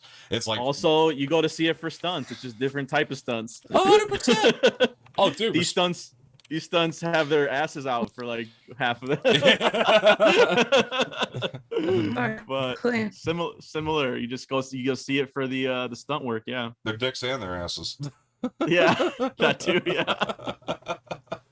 You just made me think of, I forget which one it is, but like Johnny Knoxville or one of them, Steve-O has the rocket attached to his dick. Or Yeah. and then they light the rocket. Oh man. Which Jackass is your favorite? Which movie? Mine's 2. Mine's 1. Mine's 1. I still like 1 a lot. Okay. 1's still the classic. The series too. The series was so good when I was younger. It was so funny. I mean, to me, the best prank is in 2 is when they do they do the prank within a prank, where the guy plays the terrorist and he thinks he's pranking by kidnapping the dude, and then that's an actual prank, and they all put their pubes as his beard. It's so disgusting. Oh hell yeah. Yeah, that's the best. They always mess with that guy a lot, and then he's in the trailer at the end when they put honey and shit on him, and there's a bear that comes in. I'm like, dude, that guy always gets the worst like brunt of it. Like, that guy, I feel so bad for that guy. I am so stoked. I think this movie is going to be one hell of a good time. I don't really like Jackass. I will say they missed opportunity. I always hate when movie titles make this mistake, because I'm like, just do it. It's like right there. Like, it should have been Jackass number 4 ever. And they wrote it out instead. They wrote it out, Big and mistake, they put. I think they put in place of the O, they put like a heart or something instead. And I'm just like, no. I'm like, number 4. They put Jackass 3D, which is like a lot of movies do, like, you know, Friday the 13th Part 3D or Jaws 3D. That was big eye roll. Jackass 3D, they did that. Why couldn't they do it for Forever? That was like right there, guys. Jesus. Who on the marketing team was like, oh, that's not gonna work? That doesn't. Or like sense. Now You See Me But Part no, 2. honestly, It should have been Now You See Me. Number that. 2 should have been Now You Don't. It was right there. Yeah, I agree. And that's No, you don't. Hire me, marketing people. Come on, this is so easy. Or Fast and the Furious. Yeah. F9. F9, the Fast Should have Saga. been the Fate. The Fate of the Furious. Fate was good. Fate was good. I like that title. Fate of that's the a good Furious. title. That's a good title. And I already said if 10 isn't fasten your seatbelts, I'm gonna be very upset. Like I think that's just oh my god, it won't be just despite us. I know. Hollywood. It's too perfect. It's too perfect. They could do FX. Not full of creative. They could do FX, I guess. FX would be cool. I just think fasten your seatbelts makes too much sense. FX. They could do FX. They could do FX. It works. Jason X FX.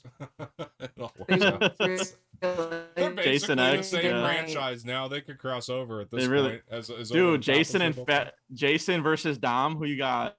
Oh, dude, Dom. If Vin Diesel's producing the movie, Dom is gonna win. It's right. If Vin Diesel's a producer, you're gonna get Dom. It's just 100% true. Like, there's no doubt about it.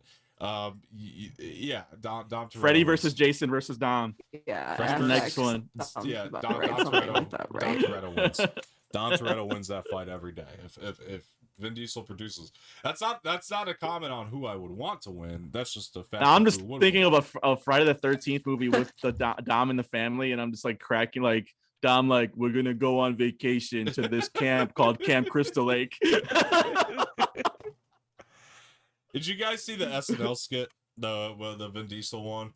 So the movies. The movies.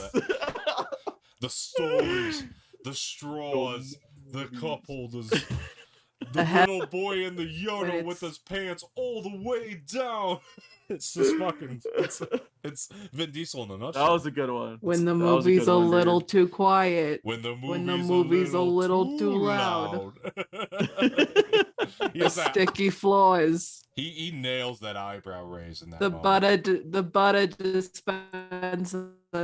dispenses something that's not butter. The movies. The trivia game before the little trivia game before the preview. It's a very effed up love letter to the movies. At the end of the day, Maria Menounos, the movies. Damn, Sam has all memorized. The straws. I've been going to the movies. Oh man, the movies. Like every other weekend. Since I went went to the same 2 theaters, both in AMC for most of that. The AMC sees me in the Thornton metro area, the Denver metro area. Trying to mimic the sketch, or if her thing is just actually in slow-mo right now. Like I don't. Yeah, or I think both, maybe. A little both. Little column A, little column B. Yeah. Cheers, fellas. Little column B. Cheers to bad internet. Cheers. Cheers to the movies. The movies. Cheers to the AMC theaters. To the AMC theaters in the Denver. I'll tell you what, the trailer that I was like not expecting at all, that I'm kind of excited about, was the last Duel trailer, because that was one that's like an reported one, and like one that I knew was happening, because I'm like, oh shit, Ben Affleck and Matt Damon working together again, and like okay, and Adam Driver, and then the trailer, I mean, it looks like a solid like night drama / movie with all these great actors. I'm hyped for it, dude. I think it looks pretty good. I mean, what did you guys think about that one? It won me over. It won me over during the course. And it was a very stylistic trailer, right? Yeah. it started out and I was kind of like, this looks like every other movie that it's trying to be, that it's inspired by, you know what I mean? Like the very kind of King Arthur, Robin Hood type of medieval vibe that I was like, I've seen it before, whatever. But then as the trailer went on, I was like, oh, okay. Let me tell you the moment. And Ridley Scott, Ridley Scott directed kind of a female character. Oh, okay. I like the vibe. I like the actors. I like where the plot may be going. It won me over. Let me tell you the moment exactly. It's now on my radar. When Samee went, okay, it was when Adam Driver showed up in the trailer. Then she was like, okay, now I get it. I'm on board. A little bit. I was like, wait. Because I'm like, wait, he wouldn't say yes to a bad movie, would he? He has a lot of money. He was in 3 Star Wars movies, he did say yes to Rise of Skywalker, so... But other than that, I'm just kidding. That one's different. That he was on a contract. We don't talk about that. That was different. I'm just playing. I agree with you. Just being cheeky. In the movie, no, without a doubt. So yeah, for sure. Right. Continue. So you know what I mean. So again, like even if the movie's bad, he's gonna be good in it. Yeah. I don't think he would sign on for a really shitty movie. So it's going to be, I think, at least all right, if nonetheless. I mean, Ridley Scott's one of my favorites. Like, I'll say that. So He's made some stinkers, though. Ridley Scott? Oh, yeah. He's had bad movies. I mean, I'll put his bad movies against your, like, modern directors any day. Like, I think he's very consistent. He does try. He does try, that's for sure. He has a masterpiece in 5 straight decades, 6 straight decades almost going on now. No, you're not wrong. Yeah, you're right. You're correct. 100%. That is a 1% of directors stat right there. So that's why I'm saying, like, of course, every director has stinkers. Then why were those movies so bad? Okay, name me your stinker, and we'll talk about it. Some of the sequels to Alien. Prometheus was great. Prometheus and Covenant were both great. Really, what are you talking about? I would disagree with those. I think they're both great movies. Opinion. Okay, fair enough. I think he's overall is the one that everybody points out. Let me look at his thing. Is Kingdom of Heaven, because the director's cut though is supposedly good. I haven't watched it yet. I haven't seen it, and that's one I've been trying to do on Saturday Matinee. What did I say? Was bad. Robin Hood was really bad. I didn't even realize. I forgot that he directed that movie. That's what I was referencing. It was really bad. Not a good movie. Okay, haven't seen that one, but Russell Crowe's my point still stands. Not a good movie, man. I'm good. Dude, it's like that's one of the biggest disappointments ever. It's like Russell Crowe and Ridley Scott teaming back up, and then you get that piece of shit. But then what did he do right after that? Prometheus, masterpiece. 100%. He redeemed himself. I'm not saying he's a bad director. He's The Martian. I'm not trying to argue that. I'm saying those are the real stinkers. I'm just saying it's possible that this movie stinks. It's possible. That's all. It's possible any movie stinks. That's the. I bet, like I said, I bet you his stinkers are still better than like most directors. Robin Hood is pretty bad. Worst ones. Robin Hood is pretty bad. I don't know. I still have to watch the ones that I've seen. Though. Is it better than the what's that kid from Kingsman? Is it better than that Robin Hood? Is it worse than that Robin Hood? I didn't see that one. Oh, are you sure? Because that one was terrible. It's better than that because Russell Crowe's in. Exactly, that's what I'm saying. So again, there's worse Robin Hood. It's just boring, you know what I mean? It's sad that the last part of why it's Robin really Hood bad. movie was Men in Tights. And if you want to see a good movie with him and Russell Crowe, see Gladiator. That's like one of the best sword and sandal movies like ever made. Oh, 100%. That's amazing. I fucking love Gladiator. I'm here for it, dude. We just did it on Saturday Matinee, and it was like oh my god, it was like shocking how good that movie holds up. I watched 20 it years twice later. a year, dude. It's that, and it's not a Ridley Scott movie, but that and Braveheart are like the 2 best sword and sandal movies ever. We're talking Alien, Blade Runner. Yeah. We're talking Thelma and Louise. Yeah. We're talking the Alien sequels. Yeah. Gladiator.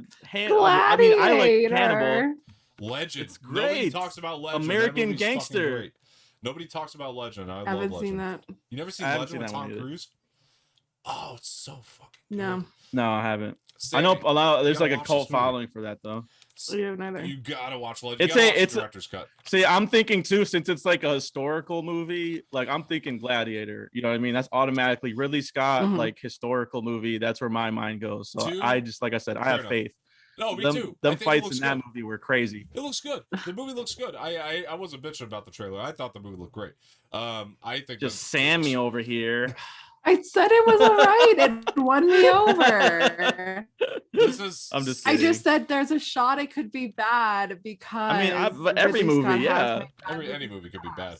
No, this trailer looks fantastic. Obviously. It looks like but he's made it similarly really bad movies. So maybe he'll learn from his mistakes. I don't know. Prove me wrong. He did learn. He went right back to great movies. But the thing I know, but we'll just see it in the same kind of genre. I mean, you can go down directors that have been so consistent in their lifetime. It's like Hitchcock, Kubrick, Ridley Scott. Like, it's a handful. You know what I'm saying? Like, right. So he's on a pedestal of directors. I'll probably see it, even though he has some bad ones. But like, I mean, did you guys like? Yeah, all, like all the greats have bad ones. I thought All the Money in the World was pretty good. A lot of I thought it was okay. Pretty divisive. I didn't see it. No, I thought it was alright. I didn't think it was Oscar caliber. Like I got nominated for a bunch of stuff. I didn't see it. Like I thought the reshoots were impressive though. Like the fact that he replaced. That's why I feel like people nominated it. I feel like that's why I got nominated, because people were like, "Oh my god, they reshot this stuff, and you can't even tell." It probably wasn't Oscar caliber in general, but like when you take that into consideration, it's pretty impressive. Like that they replaced Kevin Spacey so quickly. Could not have been easy to do, and he did it like a pro. Like it's seamless. He's a master, bro. I'm telling you, he's a master at his craft. 110%. I love Ridley Scott, dude. And the fact he's like so old and he's still working and has like multiple projects in production, like as we speak right now, it's like I'm just amazed whenever a director can like maintain that. It's like, holy shit, how are you? I mean, like Spielberg, you know what I mean? All these people where I'm like, you could just be like chilling with your grandchildren at this point, but you just want to keep pumping out great movies. Love it. It's funny. All the respect. Funny you say that. I got my Hitchcock collection and my Spielberg collection right next to it because those directors are so damn consistent. It's just except for Ready Player One, but it's just. I was gonna say Spielberg has some misses too, so I mean we're gonna go there. Broski. So I got some. I called you both Broskis. I'm sorry, Broski and Samee. Girls can be bros. Sure. But yeah, yo, you gotta. I watched a couple of Hitchcock flicks recently. Y'all gotta watch. Which if you haven't seen them, of course. Okay, so Man Who Wasn't There, Man Who Knew Too Much, with Jimmy Stewart. Gotta watch it. And then the other one was Rope. Gotta watch that. It's a fucking masterpiece. If you have not seen, I've heard great things about that one. Holy shit, dude, that movie's so ahead of its time. I was telling somebody about Rope, and they asked, they were like, what year was it made in? So I was just taking a guess. I was like, late 60s, early 70s. That was just a guess. And I looked it up. 1948. I was like, holy fuck. It felt like it's something that was made in the late 60s, early 70s. And then the other one I watched, which I hadn't actually seen before. Really wanted to watch it. I'll watch it soon. Rope is so Where did you buy that, Dom, out of curiosity? Rope? No, like the collection. Oh, it's not. I didn't get I have them individually. I've been collecting Hitchcock for years. Okay. I collect them individually. Yeah. And then the other one I watched recently, this is one I hadn't actually seen before ever, was the Lodger, which is Hitchcock's third movie, and he considers it his first because his first two apparently suck. I haven't actually watched his first two. They're really hard to come by. He's been working for like what I just said, like 5 decades. He has like 5 decades of work. Like you can look up. Black and white, silent movies, talking movies, color movies. Right. Well, The Lodger, of course, it's his third movie, so it's a silent film. That's silent what I'm saying, film I've ever seen, though. It is so creepy. Gets under your skin. Like, it's wild, man. And it just feels like so ahead of its time. He's one of the best. I mean, it doesn't surprise me. He's one of the best. Crazy, dude. Yeah. But Rope is based on, this is really crazy. So Rope is based on a true story. Listen to this premise. This surprised the hell out of me. So when I found this out, because I'd seen the movie before, but I rewatched it, and then I was like, oh my, and then I just went down this rabbit hole. I've heard the premise before. So you could say it again. I don't remember. Well, two guys, this is based on a true event, but Hitchcock just kind of like took it into his own like little fantasy world, like, because two guys, they killed one of their friends just for the satisfaction, and then they like put him in his own home, and then they threw a party in the home with his dead body in the house, like hidden in there. Oh shit. Fucking insane, dude. So Hitchcock, like, even though there's no like documentation of how the party actually went, like Hitchcock just kind of like made up a script. Thought of it on his own. Yeah, the movie is the party. That's the whole movie, and it's so the damn movie. good. The movie. The movie. Yeah. Hitchcock makes I movies. just loved it so much. The movie. And then Man Who Wasn't There. When you get jump scared at the movie. I can't remember what country they go to. They go to a country. It's Jimmy Stewart and Doris Day. And Doris Day in that one gives a performance that's so ahead of her time. It's insane. It's like it's almost. Oh my god, the Hitchcock women are everything. 100%. Samee, it's not quite, but it's almost Audrey Hepburn. Even though people Roman say he has Holiday the male gaze, though. It's almost there. It's almost on that level of Audrey Hepburn and Roman Holiday. In the correct way. Right. Yeah. And I think in a respectful way. 100%. So yeah, and so she so anyway, so her and Jimmy Stewart, they go on vacation with their son. You're on level with Roman. Almost on the level of Roman Holiday. Almost. Wow. Not quite, but close. It's so ahead of its time, but her performance. But anyway. That's big. And of course Jimmy Stewart's great, he always is. But oh my gosh, love him. Absolutely. 100%. And so Jay Stu? They go on vacation. Yeah. Jimmy Stew's always. They go on vacation with their son. Jimmy Stew's right there. And what happens is their son gets kidnapped, and the twist of like why the son gets kidnapped, I'm telling you, it's fucking gold. It's so good. I'm not gonna give it away. You gotta watch it blind if you haven't seen The Man Who Knew Too Much. Did you get your criterions, Dom? Speaking of which ones? Older movies. Which ones? I'm saying like from the sale. Oh, like, yeah, did you get them yet? The Lodger was one of them I got because that's how I ended up watching it. But before I watched The Lodger, I wanted to go back and rewatch a couple Hitchcocks, and so I did that. But one of them, another one too, was the classic North by Northwest. Fucking Cary Grant, man. Cary Grant is like top tier shit. Did you know him and Adam were cousins, Samee? Did he ever tell you that story? Cary Grant? No, but what the fuck? Yeah. That's awesome. They're actually cousins. Cary Grant. That's like legitimately awesome. Cary Grant's real name is Archibald Leach. So he has Adam's last name. It's like how closely related they are. Yeah. So what exactly is the bloodline?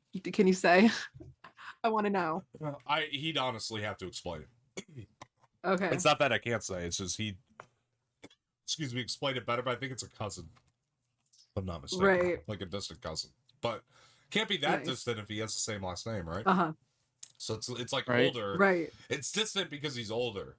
But it's not so distant that, the name, I mean, is still in the family, you know what I mean? It's fucking wild. Uh-huh. Yeah. And I was trying to find interviews with Cary Grant, and you can't Cary find them Grant, online. man. That's literally insane. Why can't you find interviews with Cary Grant online? It's crazy. He never did interviews. I found out. Because I like to watch interviews of older actors. I think that wasn't. Yeah, I think that was more of a newspaper time for entertainment news. Yeah, but Jimmy Stewart did a lot. It wasn't really on the news. Jimmy Stewart did a lot of video interviews. Yeah, that you could find. Yeah, that people have. Also, was late night television wasn't that big of a thing yet. I want to say. Yeah. There's also that really hyped up celebrities talking about movies. Excuse me. Do you guys have a favorite Hitchcock at this moment? That you hold as I have not seen. I have not. I'm ashamed to have I've only seen a couple, so I can't really. I'm curious. I've only seen Psycho and Rear Window. Ooh, but Rear Window might be my favorite.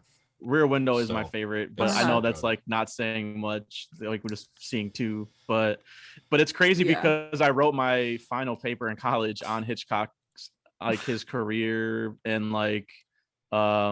but it was about his television show more than his film, his movies. Because my Hitchcock Presents, teacher, right? That's the name of it? My teacher was a huge I don't know, stickler. I'll say is the nice way of putting it, and he was like, his films have been written about too much. You got to have a new angle on it. And I was like, fuck. Well, I wanted to watch his movies for this. I was basically trying to use it as an excuse to watch his films.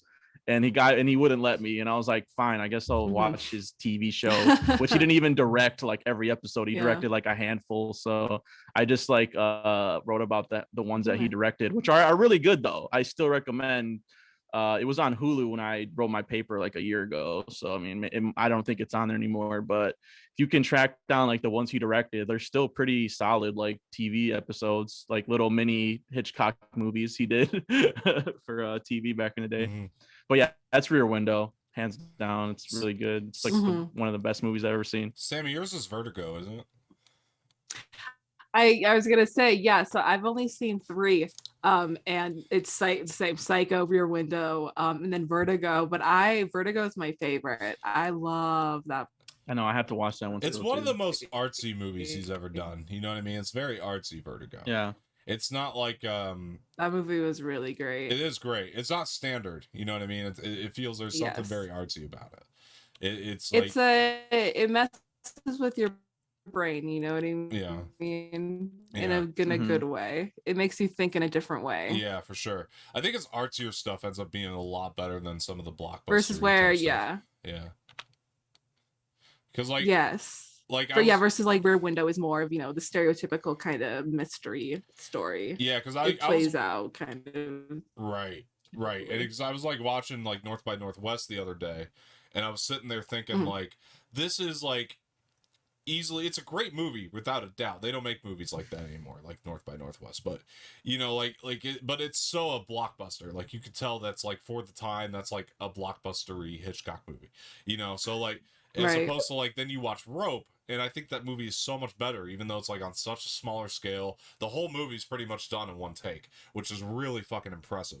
Like there's really no I cuts heard in there. that. There's no cuts. Yeah, I heard about that too. I think I've heard things though that I don't know. I should do the research on this, but I think so. I heard that there are cuts, but it's kind of hidden in a way. You know what I mean? Where I don't know the movie, but it's there. Like you know what I mean. Instead of there would be like a close up. Yeah, that's what 1917 did. Like a close up on someone's like things like that.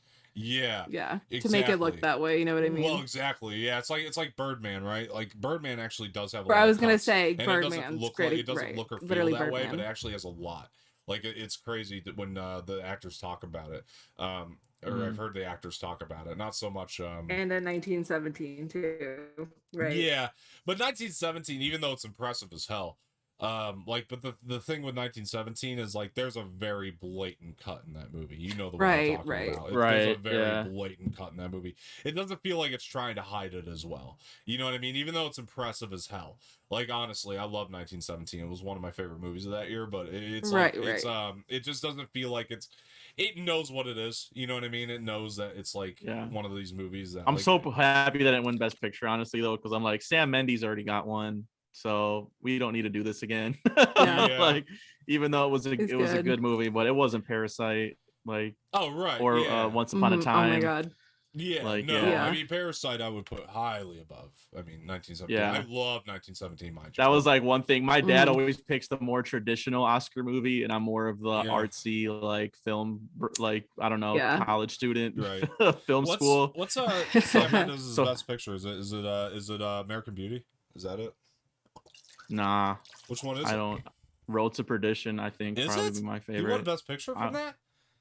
It's a fine movie, but no, I thought you were saying like my opinion, my favorite, his best movie. No, he won for American Beauty. Yes, that's right. what I thought. Yeah, I was gonna say. I thought it was American Beauty. I was gonna be very surprised. I like Road to Perdition quite a bit. Yeah, I was like, I feel like that won Best Picture. Yeah. Or didn't he do a James Bond one? Yeah, he did a couple. He did yes. He did Spectre and what was the good one he did? Skyfall. Yeah. Okay, never mind. Skyfall is my favorite of your favorite? His movies. Probably really good. Is it because would you put American Beauty higher if it wasn't for Spacey? I never really was like a huge fan of that. It's cool, but I didn't really. But I don't think there's a wrong answer to that because like I have a hard time watching it again. I really do. I used to love that movie. And like I have it's either Skyfall. I would say Skyfall and then Road to Perdition after that would probably be my top. And then 1917. I think my new favorite is 1917 since he made that because I don't know that there was something just so like epic about that one. Like it was surprisingly epic in my opinion. I like the See, I wasn't that impressed by Skyfall, honestly. I mean, I really wasn't. I thought that. I don't know, man. I thought it was a step down from Casino Royale. Like, I love Casino Royale. I thought that Skyfall was a step down. Honestly, I don't disagree with you, but it's still a great. I mean, Deakins shot the hell out of that thing, right? And like, yeah, I need to rewatch it. They stripped down Bond rather than going more overboard with gadgets and stuff. It's bare bones. I need to rewatch kind of revisionist take on it, which I like that they didn't go back to the well. They did their own thing. It's very different. So I get why like certain Bond heads don't like. I mean, I'm a huge Bond fan too, and like that's obviously I'm gonna like when they have cool gadgets and cars and stuff like that. And like Skyfall doesn't give you that, but it's still got great performances and like. Yeah, I like it. I think it's really good. You guys want to hear this new chapter in speaking of Fast and Furious, this Vin Diesel and Dwayne Johnson beef? Oh man, what's going on? I guess this just came up from Hollywood Reporter today. So I don't know if you guys heard this. This was like a while ago when like F9 came out, but Vin Diesel said that their feud was tough love because Vin Diesel wanted to get a better performance from Dwayne Johnson in Fast 5. And then The Rock responded to that and said, I laughed and I laughed hard. I think everyone had a laugh at that. And I'll leave it at that. Oh, man. Dude. Oh, my God. I mean, honestly, though, The Rock taking acting lessons from Vin Diesel, like, I laughed at that. I was like, come on, Vin Diesel. Like, that is not why you had a problem with The Rock. Let's be honest. It was because was fine. Yeah. You wanted to be the alpha in your film franchise, and The Rock stepped in, and you were like, come on, bro. Like, this is my family, and you're not in this family. And then people were like, The Rock is in the best one. Fast 5 is the best one. And Vin Diesel was butthurt. And that's, I mean, that's what it is. Exactly it honestly is what it is. You can't put two monsters in a room like that. You can't. It's never going to go well because they're both alpha male. Too much testosterone. Yeah. Now, that said, I completely blame Vin Diesel for this feud. I think Vin Diesel it's 100%. Is the one who's no doubt in my mind. He's the one who has the issue. Yeah. Yeah, it's his problem. 100%. Like, he's clearly the one who talks the most shit. Like, The Rock is like... It's The Rock being like, what's your problem, bro? Hobbs and Shaw proved to me that The Rock is like the winning formula in the franchise, because like I prefer Hobbs and Shaw than a lot of those movies. Yeah. Honestly, in the Vin Diesel franchise. Yeah. It's good. It's like really, him and Jason Statham have really good chemistry. I need to see it. And but watch it. Vanessa Kirby too. I just rewatched it for before F9. That was like one of the few I rewatched. It's really fun. Kirby is so good. She kicks ass. She's like fighting with the Rock at one point. I was like, fuck. But I loved her in Pieces of a Woman. I didn't realize she was so good. Me too. That movie. She was so good. We haven't seen The Crown. She's so great in The Crown too. She's really good. The Crown. The Crown. I haven't seen that show either. Elizabeth. The Crown. Oh, it's insane. Oh, but I refuse to be blamed any longer for this grotesque. The criterions I got down. I don't know if you've seen any of these. No, I'm sure you have. What's up? But criterions I got just in the mail for the sale. I got Fast Times at Ridgemont High. Yes. I got The Graduate, Badlands, and The Game. David Fincher's The Game. Okay. Those were like the four I got. So yes, I mean I'm most excited about Fast Times because that's like one of my all-time favorites. So and then Badlands I just watched recently for the first time, and I really love that one too. So I can't wait to like dig into those features and see what's on there, because I mean Sissy Spacek in there and Martin Sheen, that was just that's a power couple right there, power duo. So yeah, I really like that one too. Did you see they put out some new releases today? I got a notification and I was really excited about a couple of them. I just can't remember off the top of my head. Uncut Gems, baby. Was that coming one this year? Out? Oh, yep. They're putting it out. Yep. confirmed Uncut Gems coming later this year. And there was like some Twitter. Oh my God, dude, Twitter is so goddamn annoying. There's has to be an outrage about everything. People were like, why are they releasing Uncut Gems when that's like a popular movie already? Criterion's supposed to be about, movies people haven't heard of before. I'm like, how do you think they pay the goddamn bills? Okay. They have to put out popular releases. They can't just be putting out these like movies from the 40s and 50s that no one's heard of. Like, oh man, it's so I'm like, great dude, as those I want Uncut Gems, dude. Like, and it's about preserving film. I own it already. It's but about I'm gonna buy validating classic film. Look at that Uncut Gems, dude. It's beautiful. That's such a good case. I like that. Cool. Same thing with Parasite. I bought Parasite on Blu-ray, and then you know what I did when Criterion put it out again? I went and bought it again. Like, I'm coming to do the same thing with Uncut Gems. I already own it. I own it too. But Criterion, they do a great, fantastic job about special features and transfers, and I'm like, yes, give me that Uncut Gems, please. They look at this. They're putting out Love and Basketball. I didn't know that. Oh yeah, that's the other kind of like more modern big release that they're doing too, Love and Basketball. But I saw people complaining about that too, and it's like, Jesus Christ, guys! They put out Tootsie. Can we just enjoy? They put out Tootsie. Can we just enjoy movies that we're getting on Blu-ray? Like, I can't. Yeah. I celebrate all physical media releases. Honestly, I'm like, I don't understand when people get mad about that. I think Criterion's going to be one of the last left, though. Like I don't know how long physical media is going to last now, but I think Criterion's going to keep going strong. That's why I celebrate it. I don't know how long it's going to last either. That's why I'm not going to down talk anyone for trying to release a Blu-ray restoration or 4K. Like, I'm like, great. I mean, you know what's a big one that's coming out that I'm really excited about? What's that? Is Breakdown. It's the Kurt Russell thriller. I never heard. I don't know if you ever seen that. No. Oh my dude, it is slept on Kurt Russell movie. It's really good. Like, if you're like into like Joyride or like any of those kind of like, or what's that Spielberg one? With the car. Duel. Duel. Yeah, I love Duel. It's just like that. Just like that, but with Kurt Russell, and he basically has to like he loses his wife, and he has to like basically track down his wife, and there's this whole conspiracy, and it's on the road, and it's really cool, dude. It's really good, and they're releasing it for the first time on Blu-ray this year. And I'm really hyped. I can't wait to buy that one too. Is that a Criterion?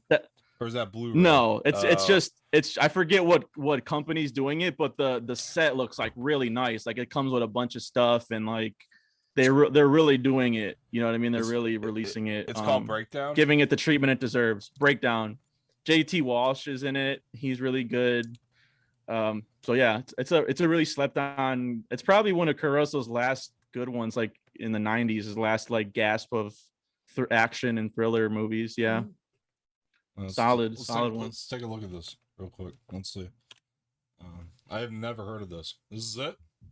Yep. Wow, I never heard of this. I just caught it on streaming recently. Can you play this copyright wise? Is that all right? Some of it. We have to give commentary. This is crazy. Look at this. We give commentary. If you win, okay, cool. So look at it. So his car breaks down. You know. So now his car's breaking down, and then hence the title of the movie. Cross-country trip. Yeah, I dig that quite a bit. I mean, that's interesting. Yeah, I was gonna say don't play a lot of it because they might have like there is like twists and turns in it too. So I wouldn't want you to the trailer to spoil it for you. Okay. But it's I caught it on like Showtime or one of those like recently. Like, I was just like, I haven't seen this Kurt Russell movie and it looks good. And then I'm like, holy shit, this is like a banger. Like, Then they just announced it's coming on Blu-ray, and I'm like, perfect timing. I'm gonna buy the shit out of that when it comes out. Oh yeah. No, it looks really cool. It looks like Duel. It looks like the type of thing I'm into, for sure. I love Duel, man. Duel I've watched like so many times, man. I have the Blu-ray right here. You know why I got it too, but you know what I think what made me watch it too is I caught that new Russell Crowe one, which is like similar. Oh, and I didn't like, and I sucked the Unhinged or something like that. Yeah, Unhinged, and I didn't like it. And then someone must have told me or recommended, like, you know what's a better one is Breakdown, and I was like, oh shit, okay, Kurt Russell, I'm a huge fan.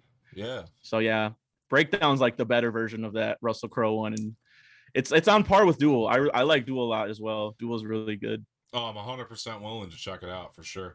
Yeah, I mean, if it's like Duel, I love the old car movies, dude. Like Duel, even in like American Graffiti, like I go to. And it's like it's that special pocket of like movies before cell phones. So it's not like Kurt Russell can just like text his wife like, "Hey, WYA, like where you at?" Yeah. It's like no, he has to like actually like go to payphones and like ask around and like try and investigate what happened to his wife. And Yeah.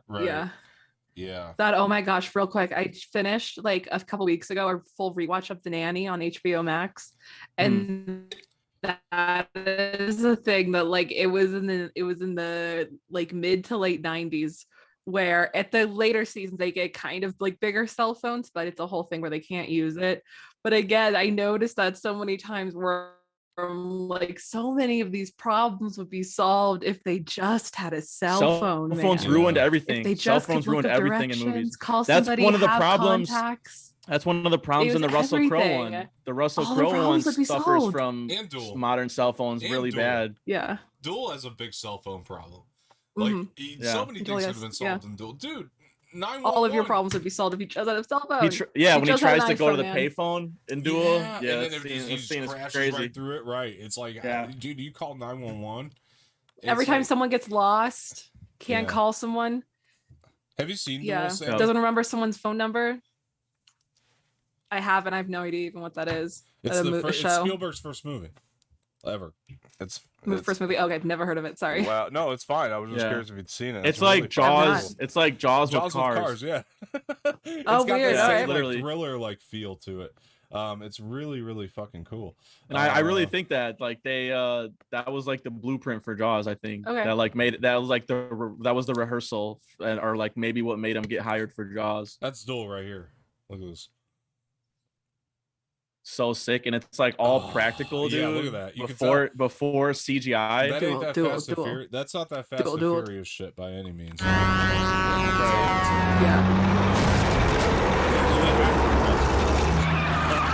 me too. Because you're with them the whole time. You're with them the whole time, and he's like talking to himself the whole time. He goes fucking insane, dude. He's because this trucker wouldn't leave him the fuck alone. It's like Jesus Christ.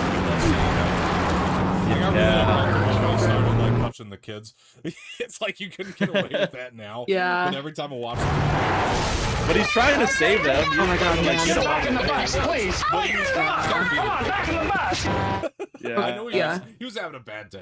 He was having a bad. Real quick, holy shit, and holy shit, man! In A Broken Holiday, there's one part where Gregory Peck's character goes to get a camera off of a little girl who's taking pictures of the Trevi Fountain, and he just goes and takes it off of her, and she's like, no, it's my camera, and he's like, it's all right, like that is so creepy. That is beyond creepy. Ideal, there's no way. If you think that's uncomfortable though, watch Man Who Knew Too Much. Nope, not a good look. Chunk of that movie, by the way. Well, if that's uncomfortable, do you watch Man Who Knew Too Much? Because Man Who Knew Too Much has like uncomfortable kid moments, but they're supposed to be uncomfortable. And it's like it's wild for a movie that old to like actually like recognize like some of the shit's gonna be pretty uncomfortable. And like Hitchcock just was so ahead of its time in that way, you know? Like it's crazy. It's crazy.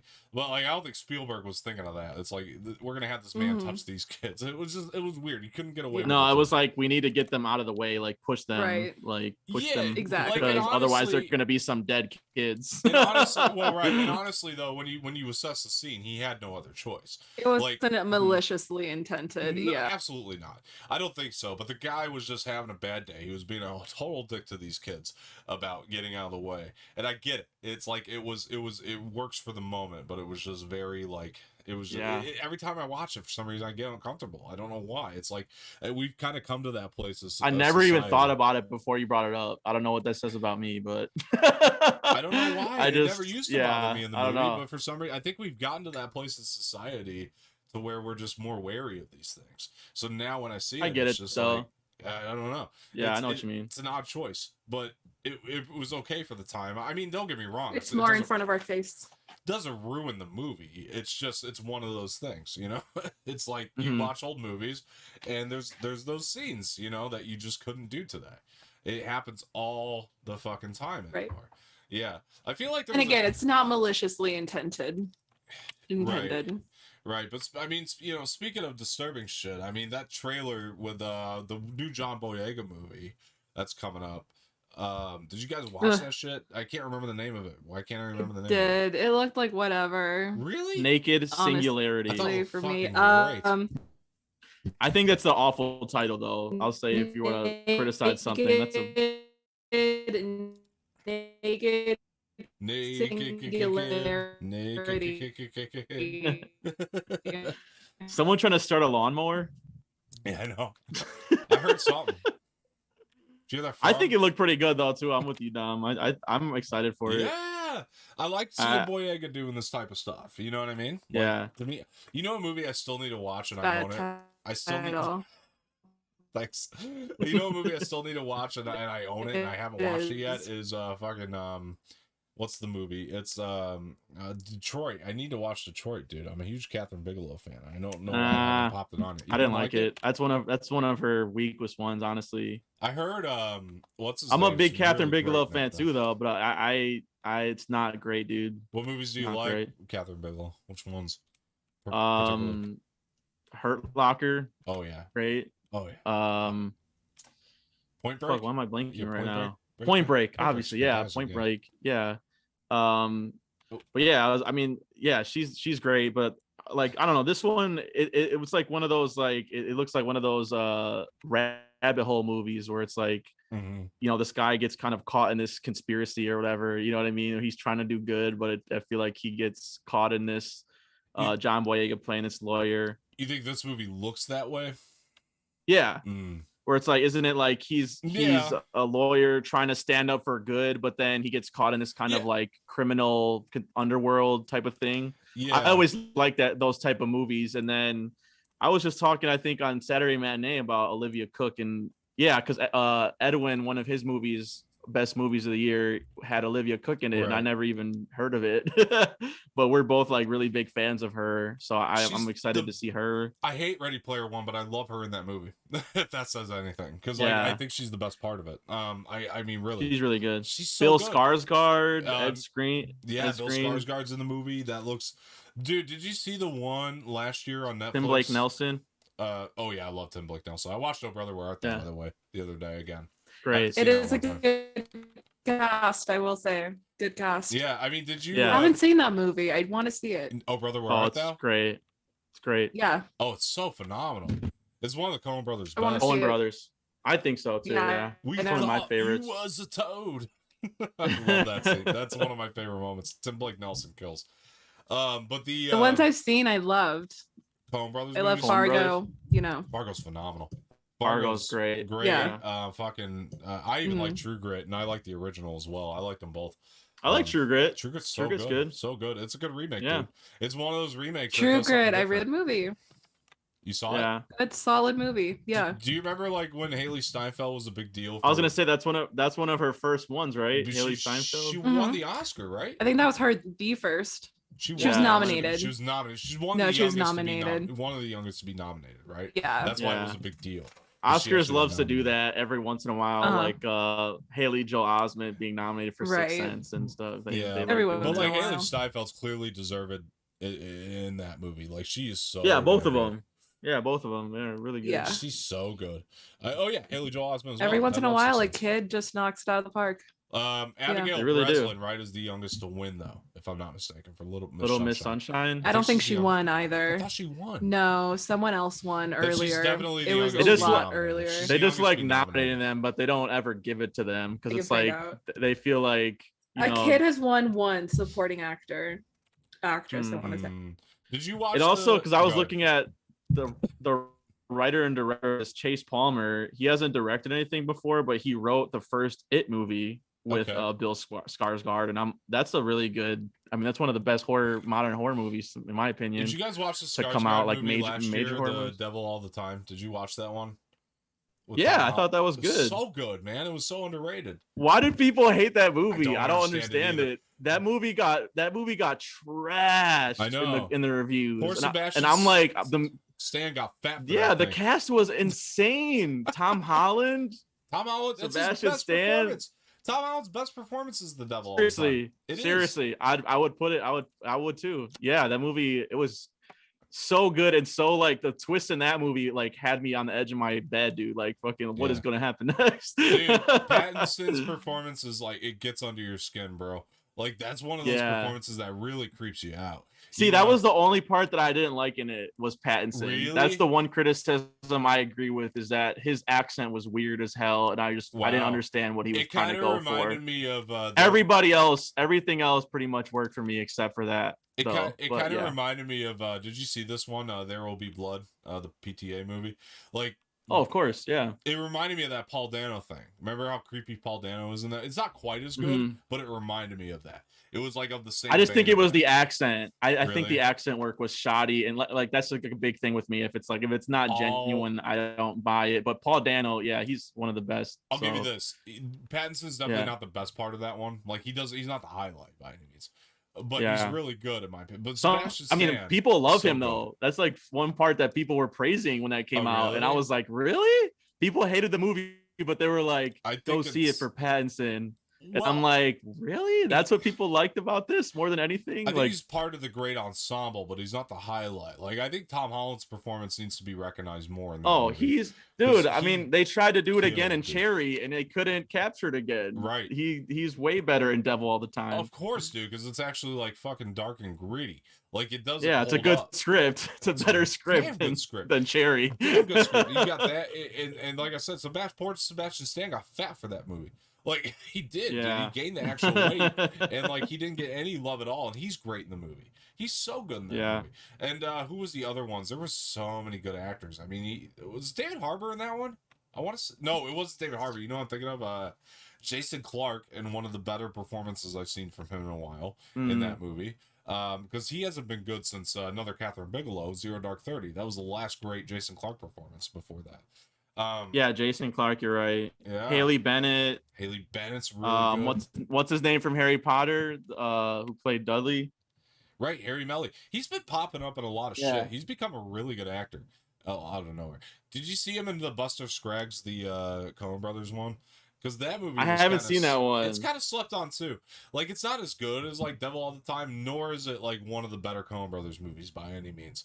But a lot of people didn't watch it, and it should have been watched more because it was actually pretty entertaining. I think the thing that threw people off. I think they made a mistake by doing the Netflix thing of it, the multi-part. They should have honestly released it in theaters because it was like multi-story, because the whole movie's it's multiple different stories. I think people watched it like it kind of feels a little bit made for TV, but if they released it in theaters, nobody would have thought anything of it. I would have seen it in a theater. I probably would have seen it if they released it in the theater. So I'm with you on that. Brothers in the theater. What'd you think of Hail Caesar? Because everybody talks shit about it. I haven't seen that one either. Those are the two big like modern ones I haven't seen. Like I love, but those are the ones that people don't like the most too, though. So I didn't really feel like that, like much of an obligation to see it, because everyone's like, yeah, it's not the best. They're not the best ones, and I'm like, all right. Well. If you want to see the best performance Channing Tatum's ever given, watch Hail Caesar. It's so damn good.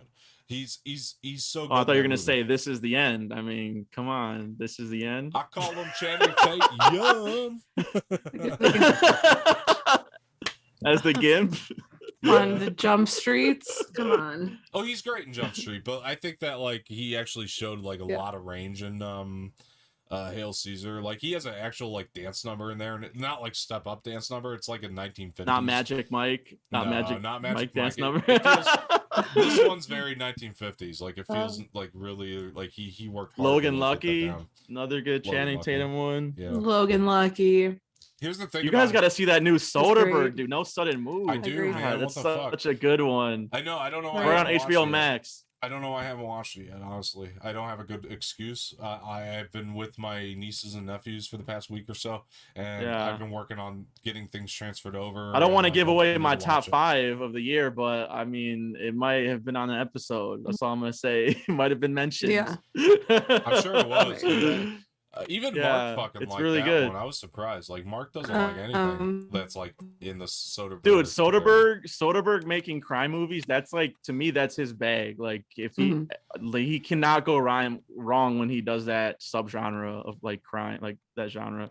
Sure, I mean, he takes chances in other stuff, and I appreciate it more than I like some of them. But sure, Soderbergh crime, that's my shit every time. Out of Sight, Ocean's 11, Ocean's 12, Ocean's 13. Logan Those Lucky, are the ones. I mean, Logan Lucky, he kills, man, with the crime genre, like 100%, dude. When he has like a really good like heist movie or something, like it just works, dude. Yeah, he's really like it is like craft.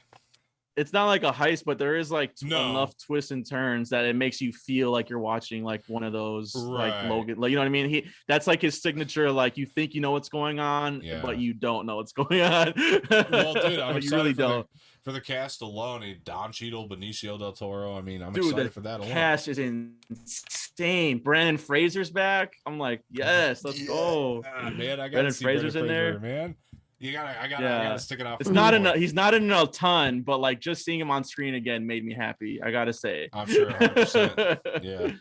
Yeah, for sure. Bill Duke, constant Soderbergh collaborator. Bill Duke is in there for a little bit. Yeah, really good cast. And there's a surprise cameo at the end, which I'm not gonna spoil, but there's a surprise cameo that's like it'll make your mouth drop. It definitely was surprising to me. Don't say it, bro. So. I'm not. They don't list it in the credits either, so you can't really look it up. But I'm just saying, there's a surprise cameo that it's worth seeing for that too. Dude, I can't wait to check it out. It sounds so good. But anyway, we've been going for a couple hours here. I think it's time to wrap up. Nice. But guys, this. I found real quick. Tatum O'Neal is the youngest person to win an Oscar. She won Best Supporting Actress for Paper Moon. I knew that in my mind. I forgot about it, but I knew that. That was a piece of information. Nice. But anyway, let's get going. Trivia. Thanks everybody for joining today. This is I like the new style. I like the new. This is going great, man. I'm really enjoying this. But anyway, Cisco, where can people find you? It's over there to your right. But it's up there. But Rampage_Misfit on Twitter, Misfit_Minded on Facebook, Instagram, Twitter, and then Misfit_Minded 2 on stereo. And I have a show on there. I do 2 shows on there I do every week. One is an action movie show called Movie Buffs. And this week we're doing the first G.I. Joe movie, which I haven't seen since it came out. But we're doing it for Snake Eyes to get ready. And then every Saturday I do a show called Saturday Matinee, where we put 2 movies together, and and so this week we're doing a Shyamalan episode with The Village and Old, which comes out this week. And then because Loki ended, and we've been covering Loki every week, we're switching gears a little bit, and we're doing a Brian De Palma series here until What If comes out in a couple weeks. So we're gonna do one from his early career, one from the middle of his career, and one from his his later career. So 3 movies in the next couple of weeks. Nice. And so the first episode this Saturday is going to be Hi Mom, which is Robert De Niro and Brian De Palma, like one of their first movies together.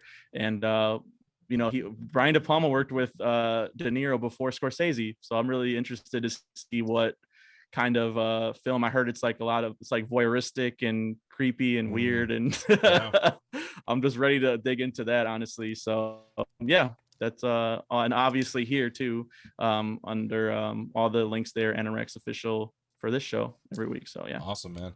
And that really sounds cool, dude. I'm excited to hopefully keep up with that. I've been really trying to keep up with their shows and everything. And the next 2, so it's going to be Hi Mom this week. And so if you're trying to keep up, I should have probably said that too. So Hi Mom this week, and it's on YouTube, so you can watch it there. Oh, sweet. That's how I'm watching it.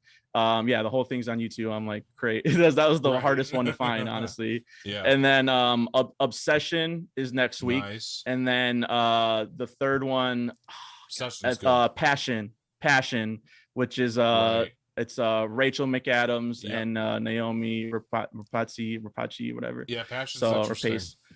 It's interesting. So I haven't. These are both blind spots for me and Edwin, sweet. So that's why we picked those 3. And, awesome, man. With the beginning, middle, and end career too. So I thought it would work perfectly. So we're both really excited because we're both De Palma stans. So For sure, gonna be fun. We gotta find a way to like get classic reviews on this channel somehow, because like we should do it, man. Because we talked about a bunch of them this episode. So yeah, I'm down. For sure, dude. I think that's why. Well, I mean, honestly, I don't want to go on a whole spiel, but I think that's part of why like I really like this new groove we're getting in, man. We're talking about this felt very conversational. Tangents, yeah. It felt very conversational and about like the things we're mostly passionate about. So I just like this new groove we're getting in for sure. We'll evolve as we go, I guess. But anyway, Samee, where can people find you? It's to your right as well. Samee Ramirez on Twitter, Samee Ramirez 14 on Instagram, Samee Ramirez on Stereo. I was also doing shows over there sometimes. Hosting a movie night every Monday right here on the Anorak Entertainment Podcast. Our last one was on Black Widow most Mondays. We try. Last one's on Black Widow though, so check that out if you want. No, you go ahead. And Dom, get her a new internet cable soon, please. Yes, I know. Sorry for you can find her at your local Best Buy. Trying to find an Ethernet. I'm your local Best Buy, man. Anyway, guys, I want to thank everybody for joining. I hope everybody really likes this new style, this new groove we're getting in. I think it's been pretty awesome. I'm actually very happy with the results, and we're just gonna keep going, keep evolving, and trying to keep this channel keep pushing along. Keep pushing. Movies. Anyway, pushing all these movie plugs. I just pointed to the left, but over the right, other right. There you go. You can find me at Dom_, Martino_ and Anorak's official, like Cisco was saying. That's the channel channel Twitter, and the same thing for the Instagram. It's Anorak's official across all platforms. And YouTube, right? Is it YouTube too? youtube.com/c/Anorak. And then Dom_ Martino_ officials, where you can find my personal Instagram. By the way, above me, folks, you can see we are now on Spotify. Make sure you go over there and follow. We're gonna have an exclusive audio only episode of the show for you guys. That's with Persephone Plasmids. So make sure you go check that out. It's one of my favorite conversations we've ever had. It's not there yet. It will be there soon. So phenomenal conversation we had with her. Great sit down. And guys, just want to thank everybody again, and make sure you like this video, subscribe to the channel, leave feedback in the comment section, share this with your friends, hit that bell for notifications, and we'll see you guys later. Night. Peace.